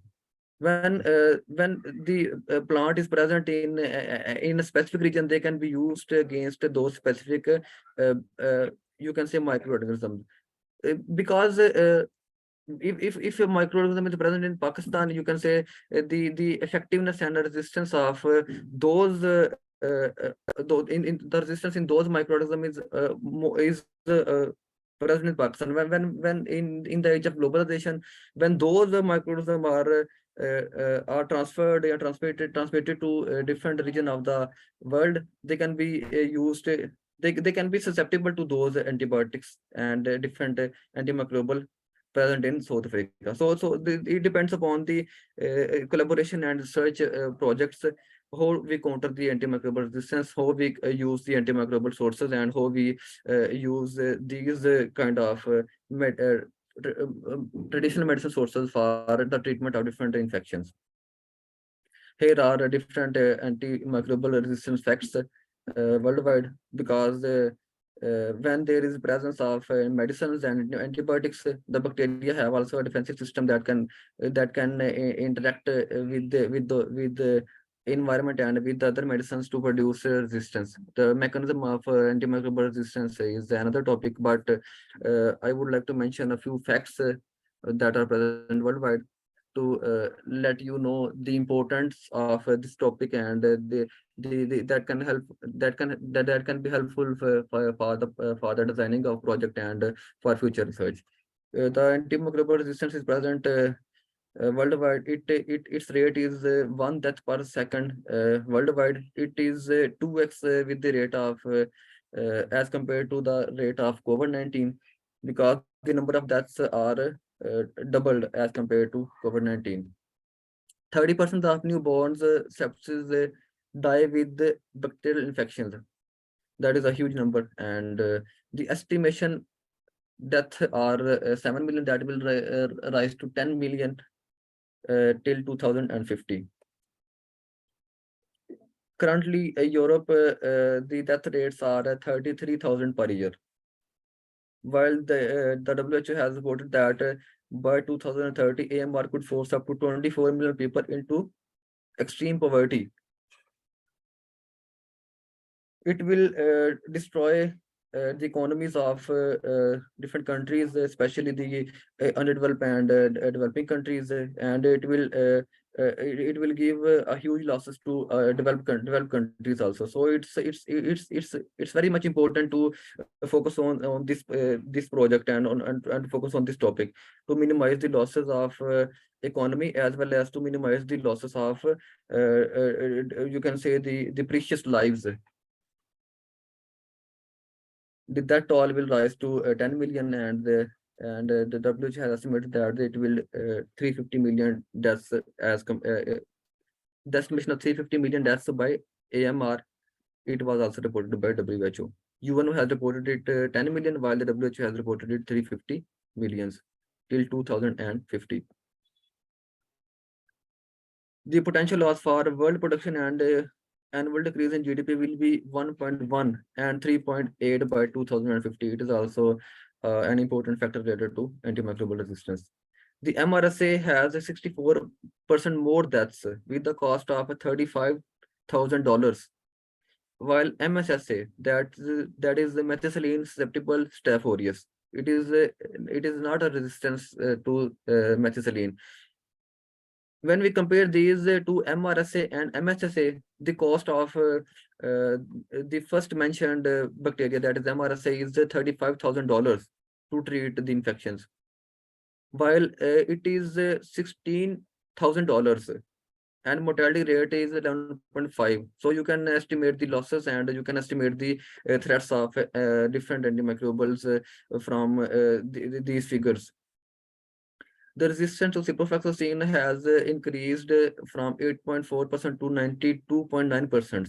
It varies from region to region. In case of South Asian region and in case of African region, it has more resistance rates, and they are also transmitting. There are also transmissions in different American regions and different developed countries. The resistance to ciprofloxacin for Klebsiella pneumoniae is 4.1 to 79.4%. That is also a huge number. So moving towards the conclusion, there are different antimicrobials that are derived from different sources, including plants, animal, metals, marine microorganisms, and different traditional medicines. The use of antimicrobial has been an important strategy for prevention of different diseases and treatment of different infections, and it will continue. When there will be resistance, there will be more drugs available in the market with the increase in the research and development. The collaboration is the key to finding antimicrobials, and it can be minimized through collaboration. The collaboration can be done with the underdeveloped countries, and the collaboration should be interdisciplinary. Not only microbiologists or doctors or pharmacists should participate, but all the scientists from all the discipline must be part of this collaboration, because it is not restricted to only one domain. It is present, that the resistance is present in all the domains. It is present in the environment, it is present in the climate. You can say it is present in the animals and plants, different microbes, and veterinary and agriculture. The microorganism and its resistance is present in every domain. So the collaboration is the key to counter these antimicrobial resistance, and through collaboration one can develop different antimicrobials from different sources. So another important concluding remarks is that antimicrobial resistance is a hidden pandemic. Either we can swim together or drown separately. So we have to find solutions based on different antimicrobial sources, and we have to find solutions based on different technologies. We have to find solutions based on different projects. Thank you very much. That's all from my side.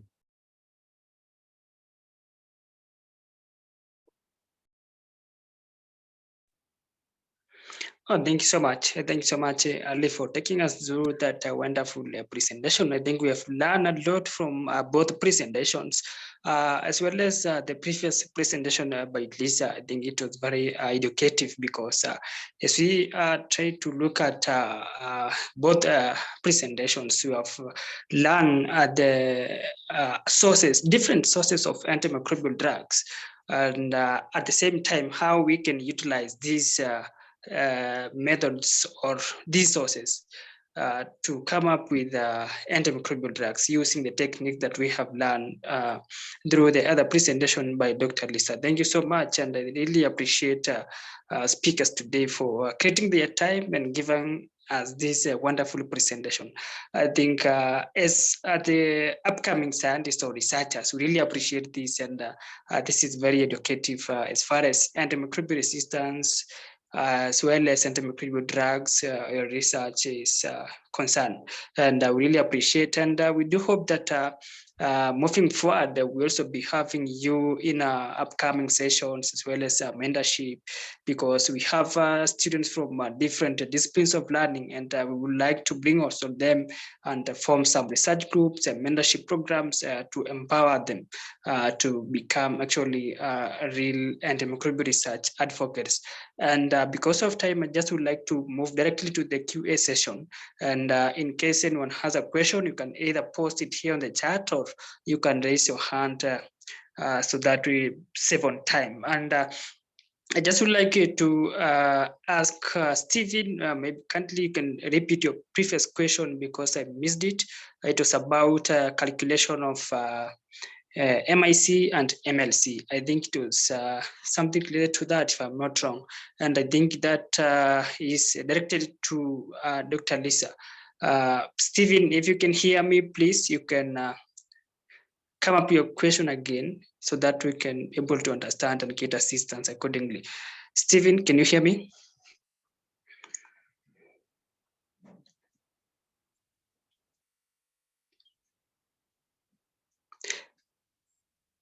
Yeah, I'm not even sure if Stephen is able to hear me, but I just would like request Dr. Lisa to kindly help us on that, on how to calculate MIC and MLC. That's a question that has been raised by Stephen. Over to you, Lisa.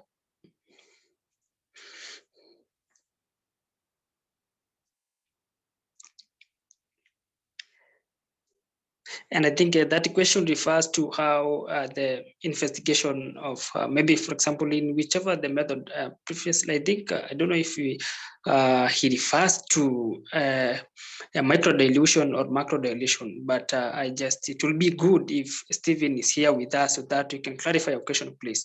But Lisa, kindly, if you can hear me, you can help us answer that question.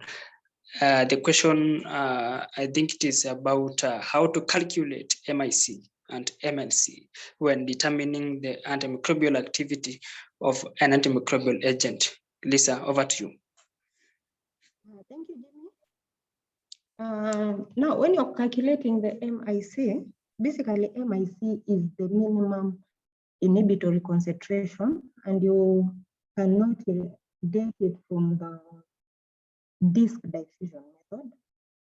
You get it from the dilution method, whereby you do a serial dilution, a twofold serial dilution.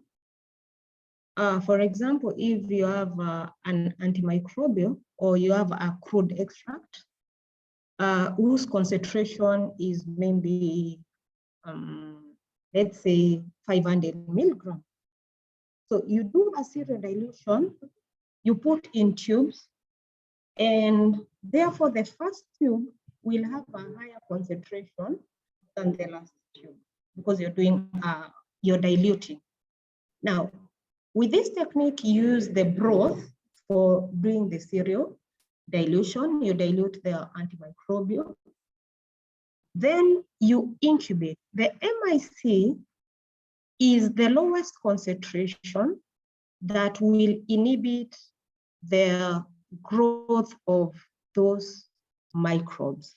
Meaning when you look at the tubes, you don't see any growth or any turbidity in the tubes. And that becomes your MIC from the serially diluted tubes, the lowest concentration that does not show any growth at all. Now, for the MBC, if it is bacteria, or MFC, if it is the fungi, now, what you do is, having observed the MIC, you can do what we call the agar dilution method, or you can subculture those tubes that you didn't see any growth.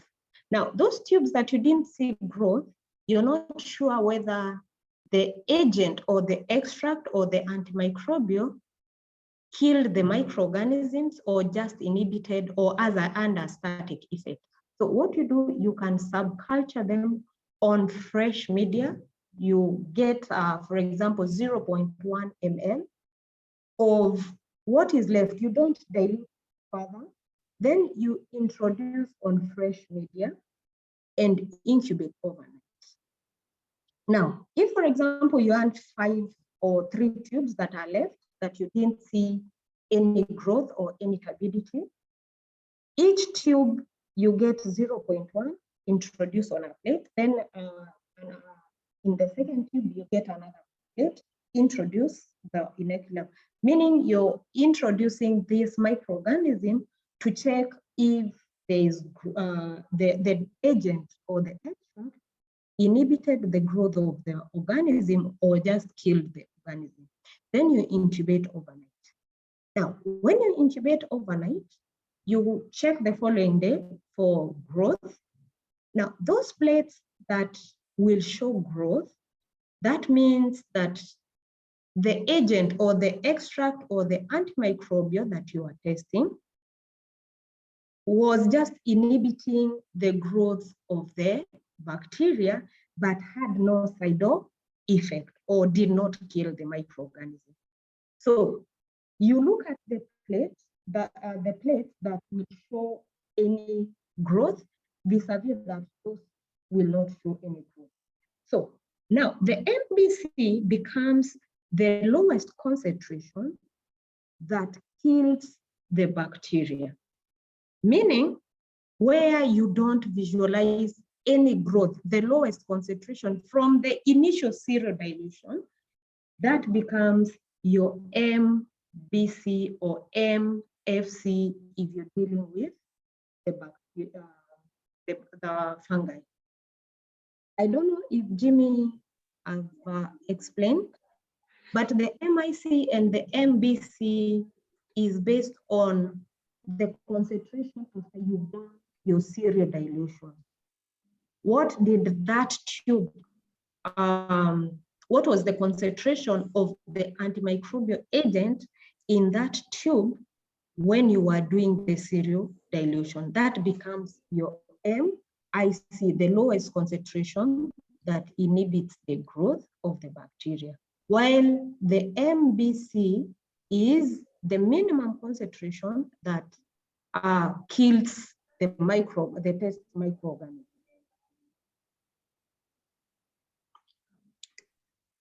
Thank you so much, Dr. Lisa. This is well explained and elaborated. Thank you so much. I hope, Stephen, your question has been well answered. Thank you so much.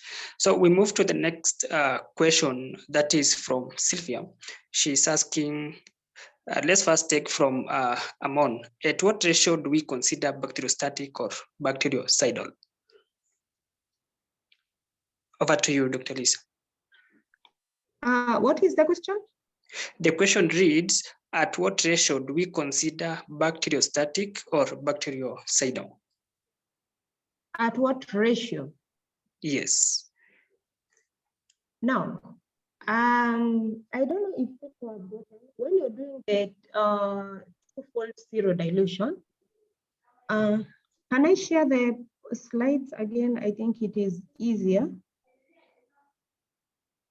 You've disabled sharing. So, for example, if you do yes, kindly you can.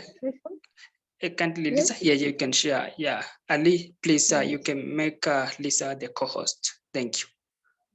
Ali, if you can hear me. Yeah. Anyway, I'm not able to share, but for example, if you have your extract or your antimicrobial that is maybe 500 milligram of amoxicillin, let's say, or ceftriaxone, or whichever drug that you want to test, or if it is a food extract.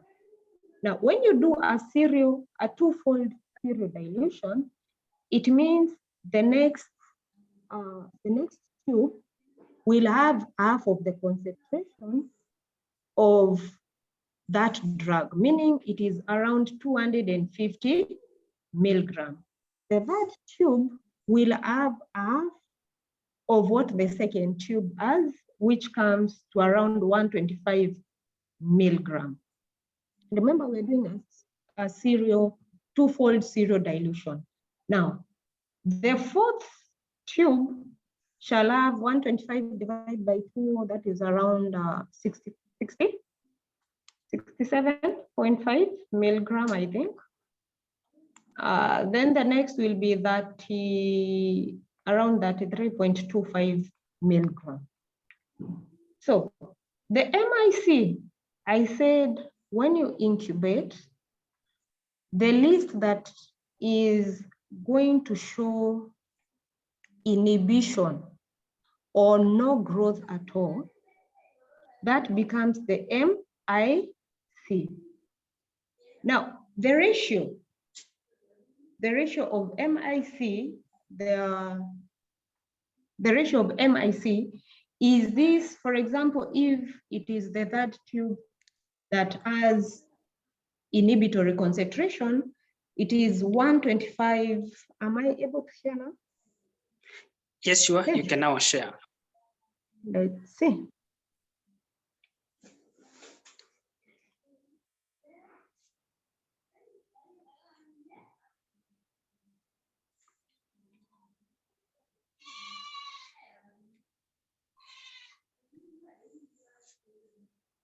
So you're seeing, for example, in this tube, the first tube, let's look at this, the upper one where we are using test tubes. The upper one is 2 microgram of the test drug per ml. The second is 4, 8, 16, 32, etc. So When you incubate, having done a twofold serial dilution, your MIC, basically how you will know your MIC is by looking at the tube that does not show any growth. Now, if we look at this other slide, this is a micro tube, micro titration. For example, in the second set of wells, you can see there is growth from the right-hand corner. There is growth. You see the white spots? There is growth until the second last tube or well. And therefore, your MIC is the last tube, which is now the minimum or the lowest concentration that is inhibiting the growth of that organism.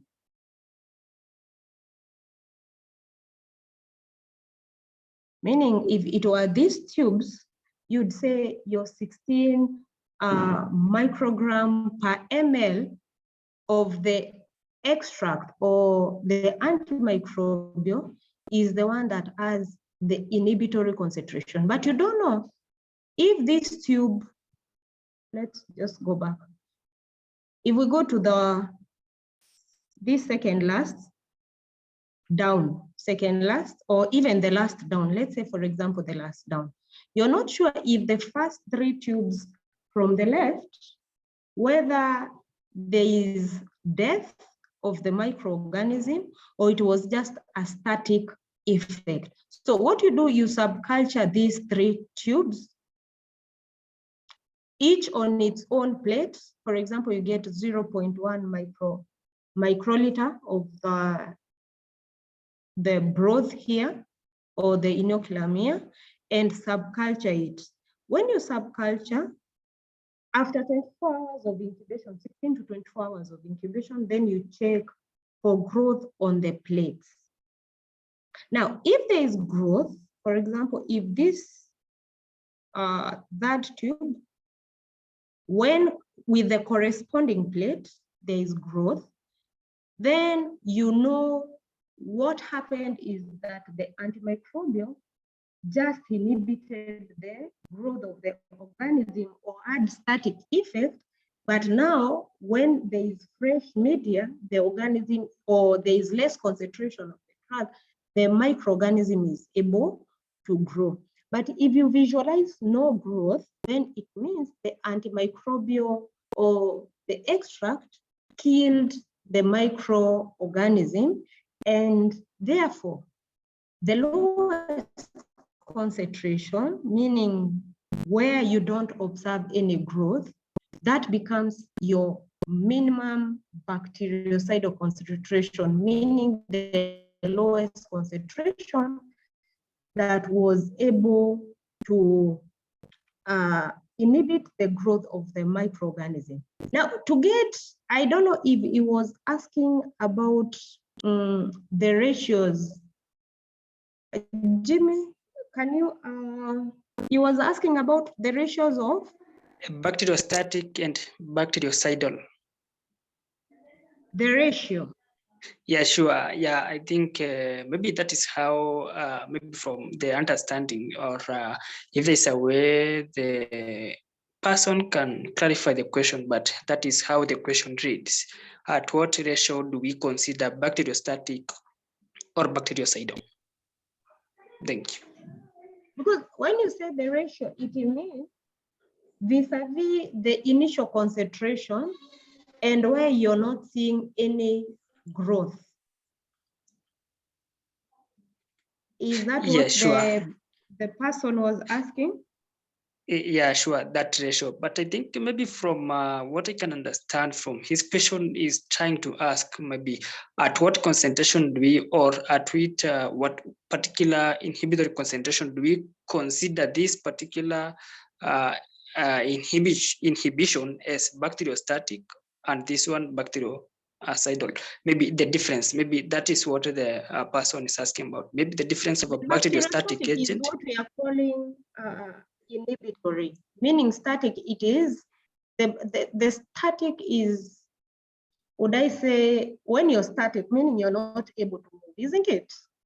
So with static effect is the bacteria has not died, but its growth is depleted. And that's why when you introduce on fresh media, if it was a static effect, the microorganism is able to grow. While with CIDO, it means the antimicrobial or your extract killed the microorganism. So whether you introduce on fresh media, since the organism is dead, it is not able to grow. Yes, sure. Thank you so much. And I think we can hear another answer from Ali. Maybe if you can hear me, you can do you have something to add on Jimmy, this? what the participant should know is that for you to determine the MBC, you need to subculture where you don't see growth because you're not sure whether it is what you're visualizing is as a result of inhibitory effect or static effect, or if the bacteria was killed.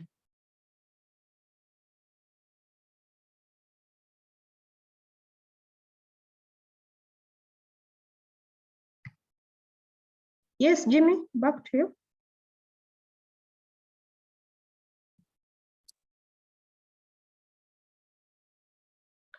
Jimmy? Can you hear me? Can you hear me, Jimmy?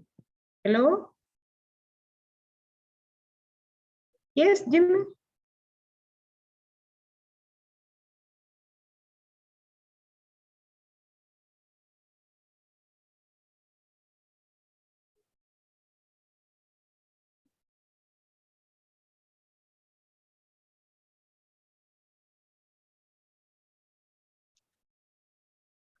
Jimmy, what has happened? Ali? Yeah, your voice is clear. We are listening to you. Jimmy is not available, I think so. He has some connectivity problem, or maybe he's listening. No, he is not. I think I've answered that Yeah, question. he came back. Yes, he is connected now. Yeah, sure. Thank you so much. I'm here, but I heard that Ali wanted to add something on that question, but I think it has been well explained by Dr. Lisa. Thank you so much, Dr. Lisa. But Ali, if you have something to add on the same, you can kindly clarify a bit. You can add also maybe, because if you have something to add. Thank you, Dr. Lisa, and thank you, Jimmy. Actually, the bacterial static and bactericidal are different terms. In case of a bacteriostatic, there are different phases of microorganisms. You can say in case of bacteria, there are 4 phases: lag phase, log phase, stationary phase, and the 4th phase is decline phase. It has 4 phases. When the concentration of any drug is far enough to kill the bacteria, to kill the number of bacteria that are in stationary phase, you can say the phase is called the concentration of that antimicrobials is called bacteriostatic.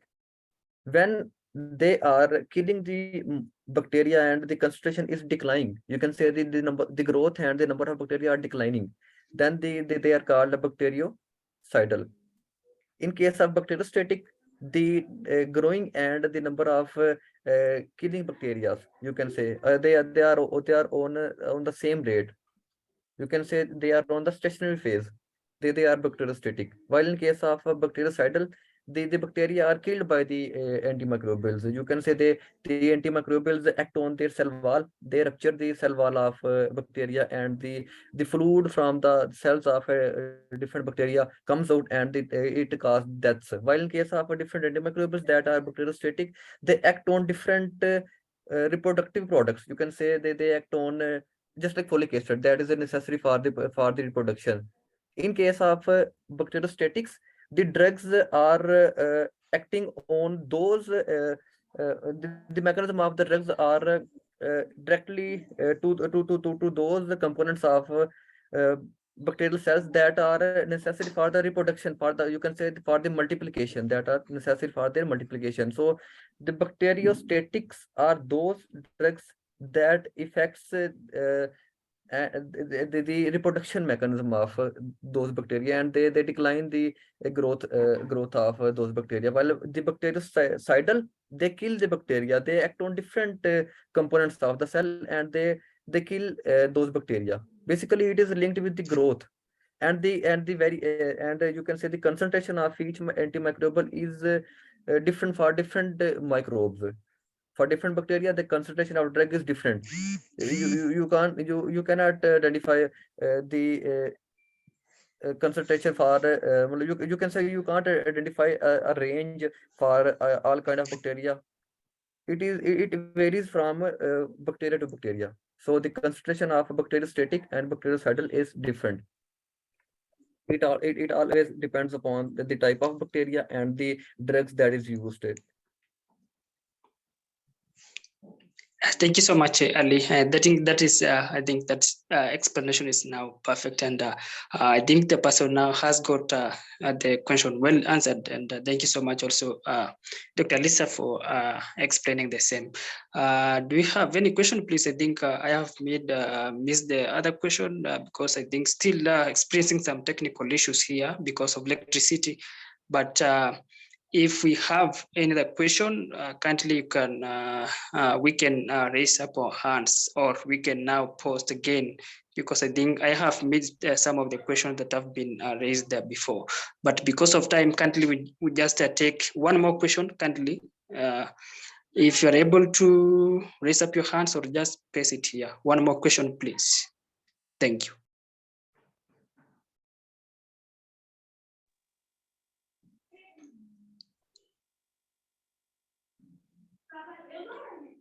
Jimmy, I've seen someone who has asked a question. Okay, thank you. My question is, the person says, my question is concerning the MIC.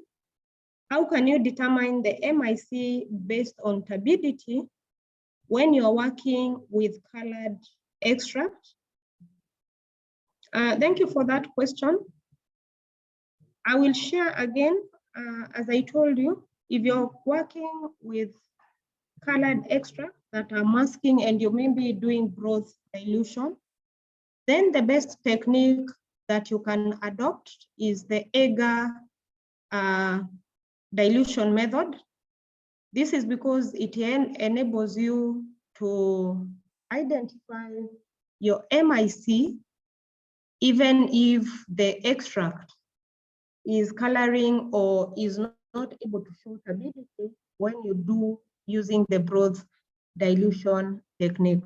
Now, the agar dilution technique, remember, you mix the antimicrobial with the media, then you inoculate now the test organism on top of the agar, which already has the antimicrobial agent. In that way, you're able to visualize if there is growth or there is no growth, and you can easily be able to distinguish whether there is inhibitory effect or there is static effect.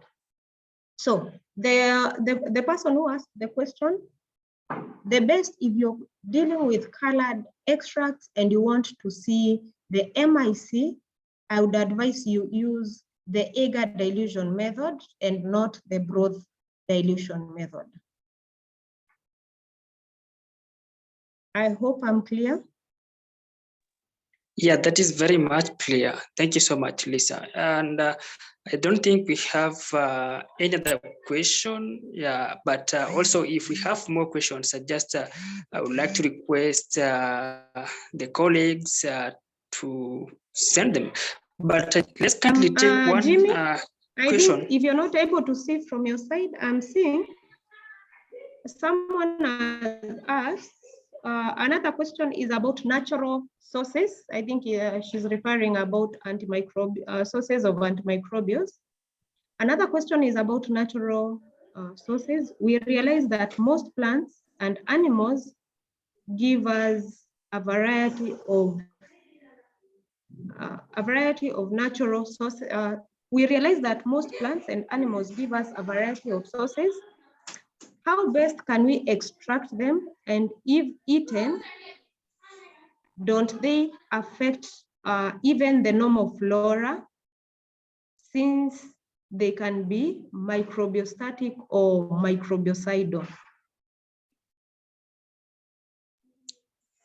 Yeah, sure. I can see that question, and last, I would like to ask Ali to answer that question kindly. Oh, I that think is the an question excellent. begins with, Yeah. at what temperature do probiotics best function?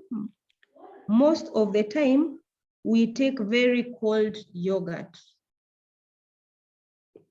That is an excellent question. These two questions are excellent questions, you can say.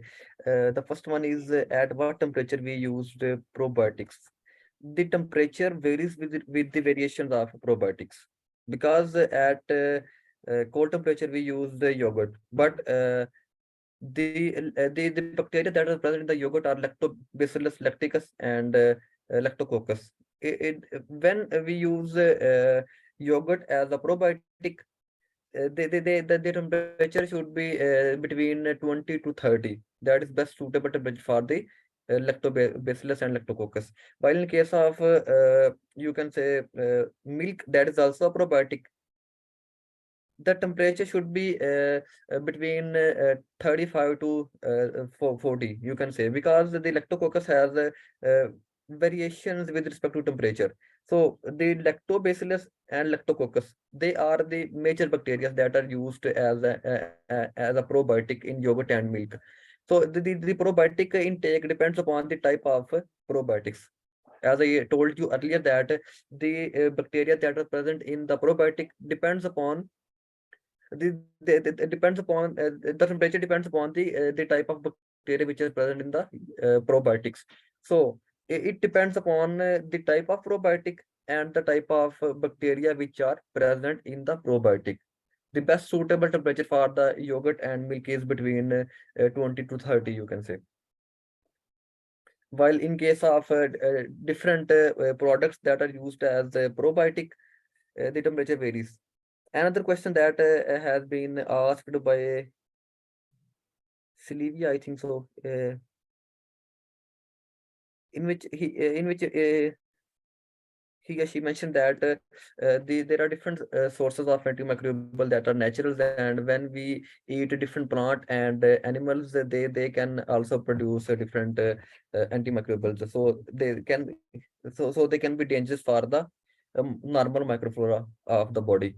Yes, they can be dangerous if we can intake them in higher amount.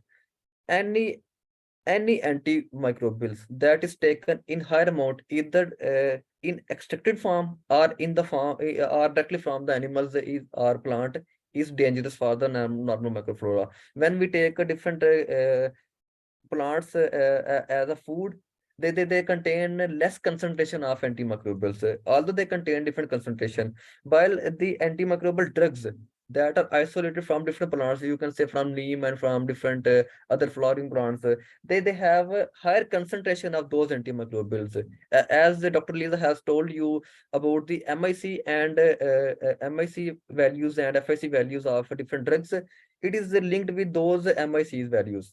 When the antimicrobials are in less concentration, that are intake in the form of plants and animals, they are ineffective against those normal microflora. When we take higher amount of those plants, you can say when we take a high amount of neem flowers,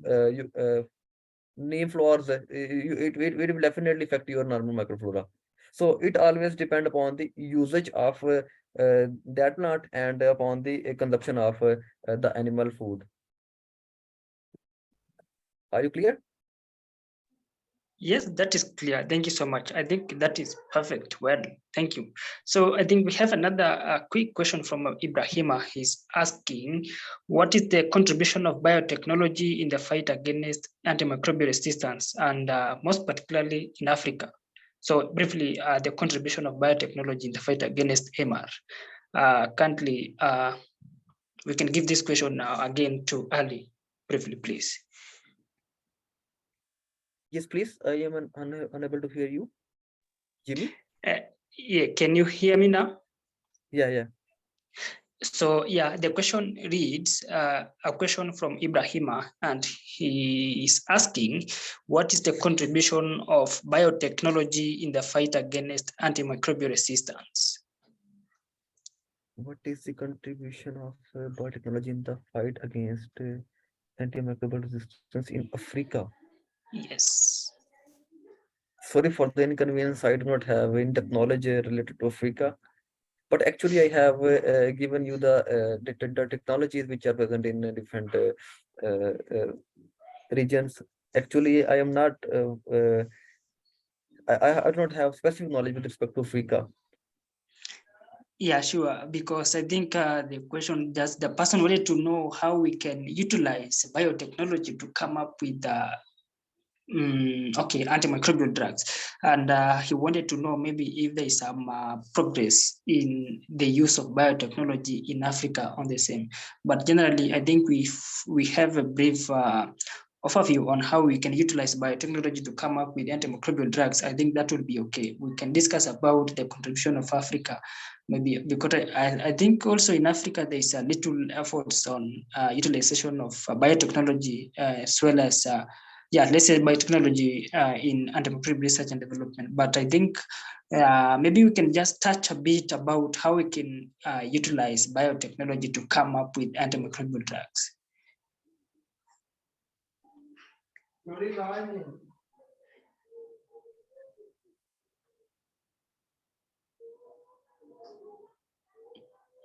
Jimmy? Yes, Dr. Lisa, yeah, you can also, we can hear you. You can also contribute a bit.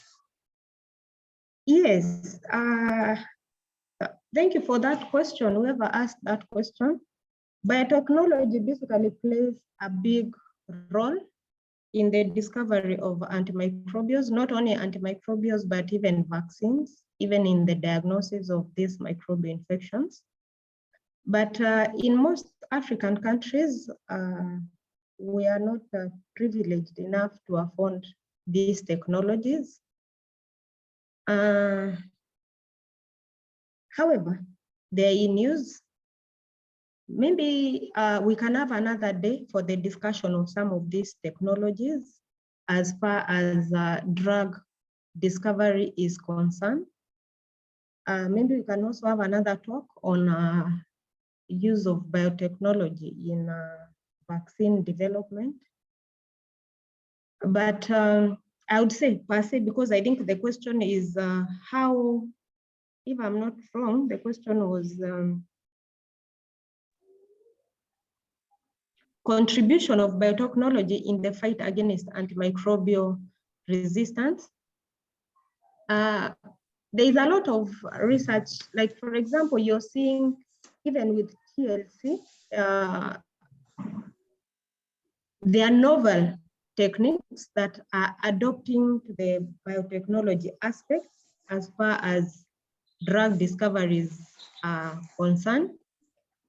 And we should utilize them. And I hope the developed countries can make these techniques a bit cheaper for us to be able to also adopt to these techniques. Because as Ali will tell you, most of these natural products that have antimicrobials are found in Asia and Africa. So we are blessed with these products, but the technologies to investigate their antimicrobial activity, as well as discovering these drugs, new agents, is a challenge because of affordability and availability of these techniques, but they are being incorporated in the fight against antimicrobials. I think it's, Jimmy, it's a topic we can, the participant has asked a very genuine and broad question, which I think moving forward, we should make another session and discuss biotechnology in regard to drug discovery and drug resistance. Yeah, sure. Thank you so much, Dr. Lisa, because I think biotechnology is quite broad as far as research, particularly when we try to focus on antimicrobial drugs, it can be very broad because we can utilize the same in development of antimicrobial drugs, vaccines, as has been mentioned, and as well as diagnostic tools.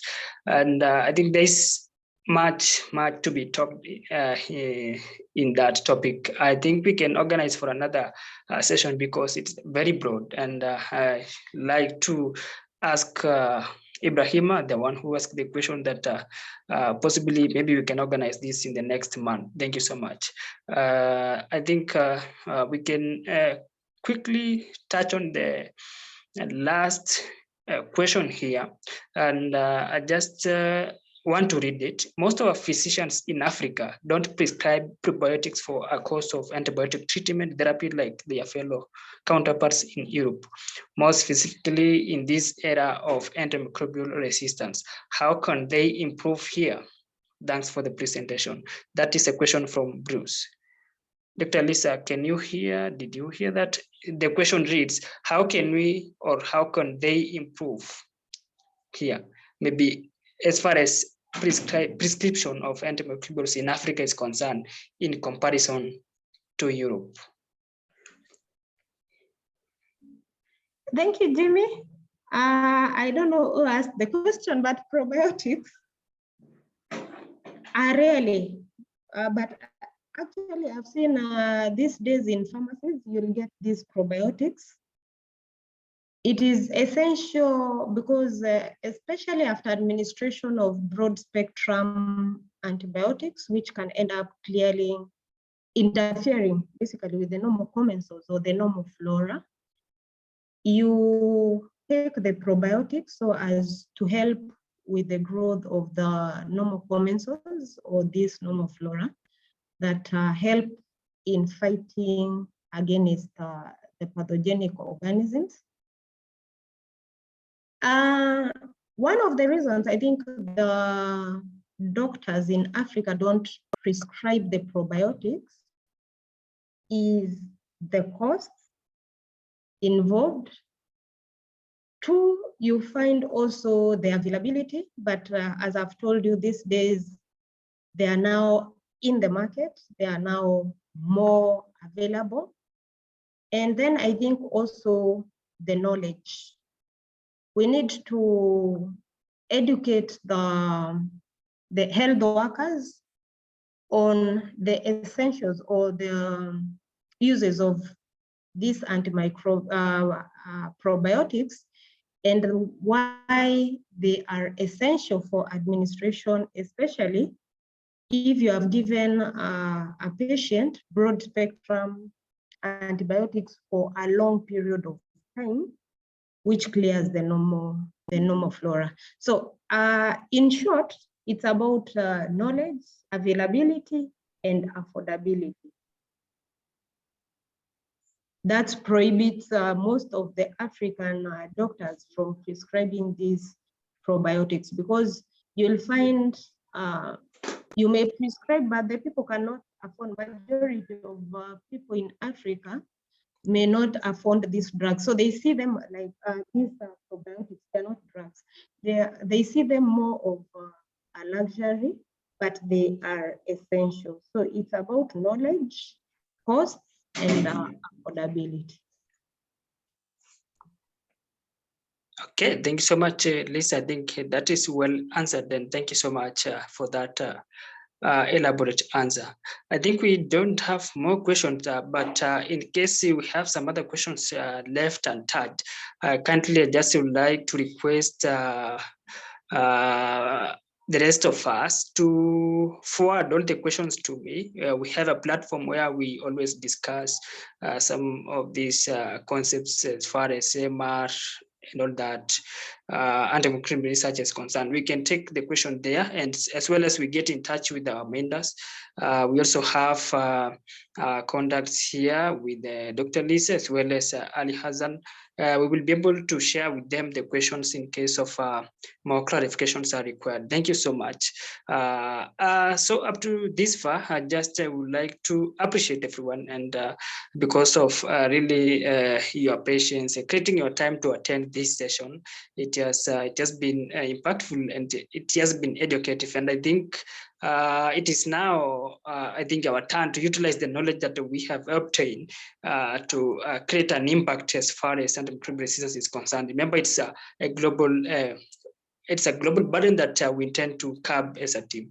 And we do hope that at the end of this, we'll be able to utilize the little knowledge that we have obtained as far as antimicrobial drugs research is concerned. And we are in contact with the various mentors in respective field, and in case of any issue, you can kindly reach out to me. We'll be able to connect you with the respective mentors in any field of research that you intend to take up, so that we can move together and achieve our goals. And I think, let me share my email address, so that maybe if anyone's wanted to get in touch with me, we can easily communicate, and also we can join the other platform, because we have a WhatsApp platform as well as the Telegram platform. We can discuss all that in that other part.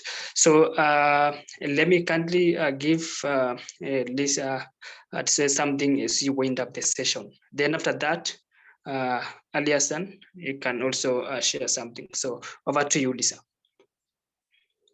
Thank you, Jimmy. Thank you, everyone who has attended this session. I hope you've learned a lot. And I hope we shall keep in touch. We shall dwell more on antibiotic resistance or antimicrobial resistance, as well as drug discovery in Africa. There is a lot that we can learn. Now, for those people who are in the field of microbiology or medicine, as you've heard, I am a member of the American Microbiologist Society.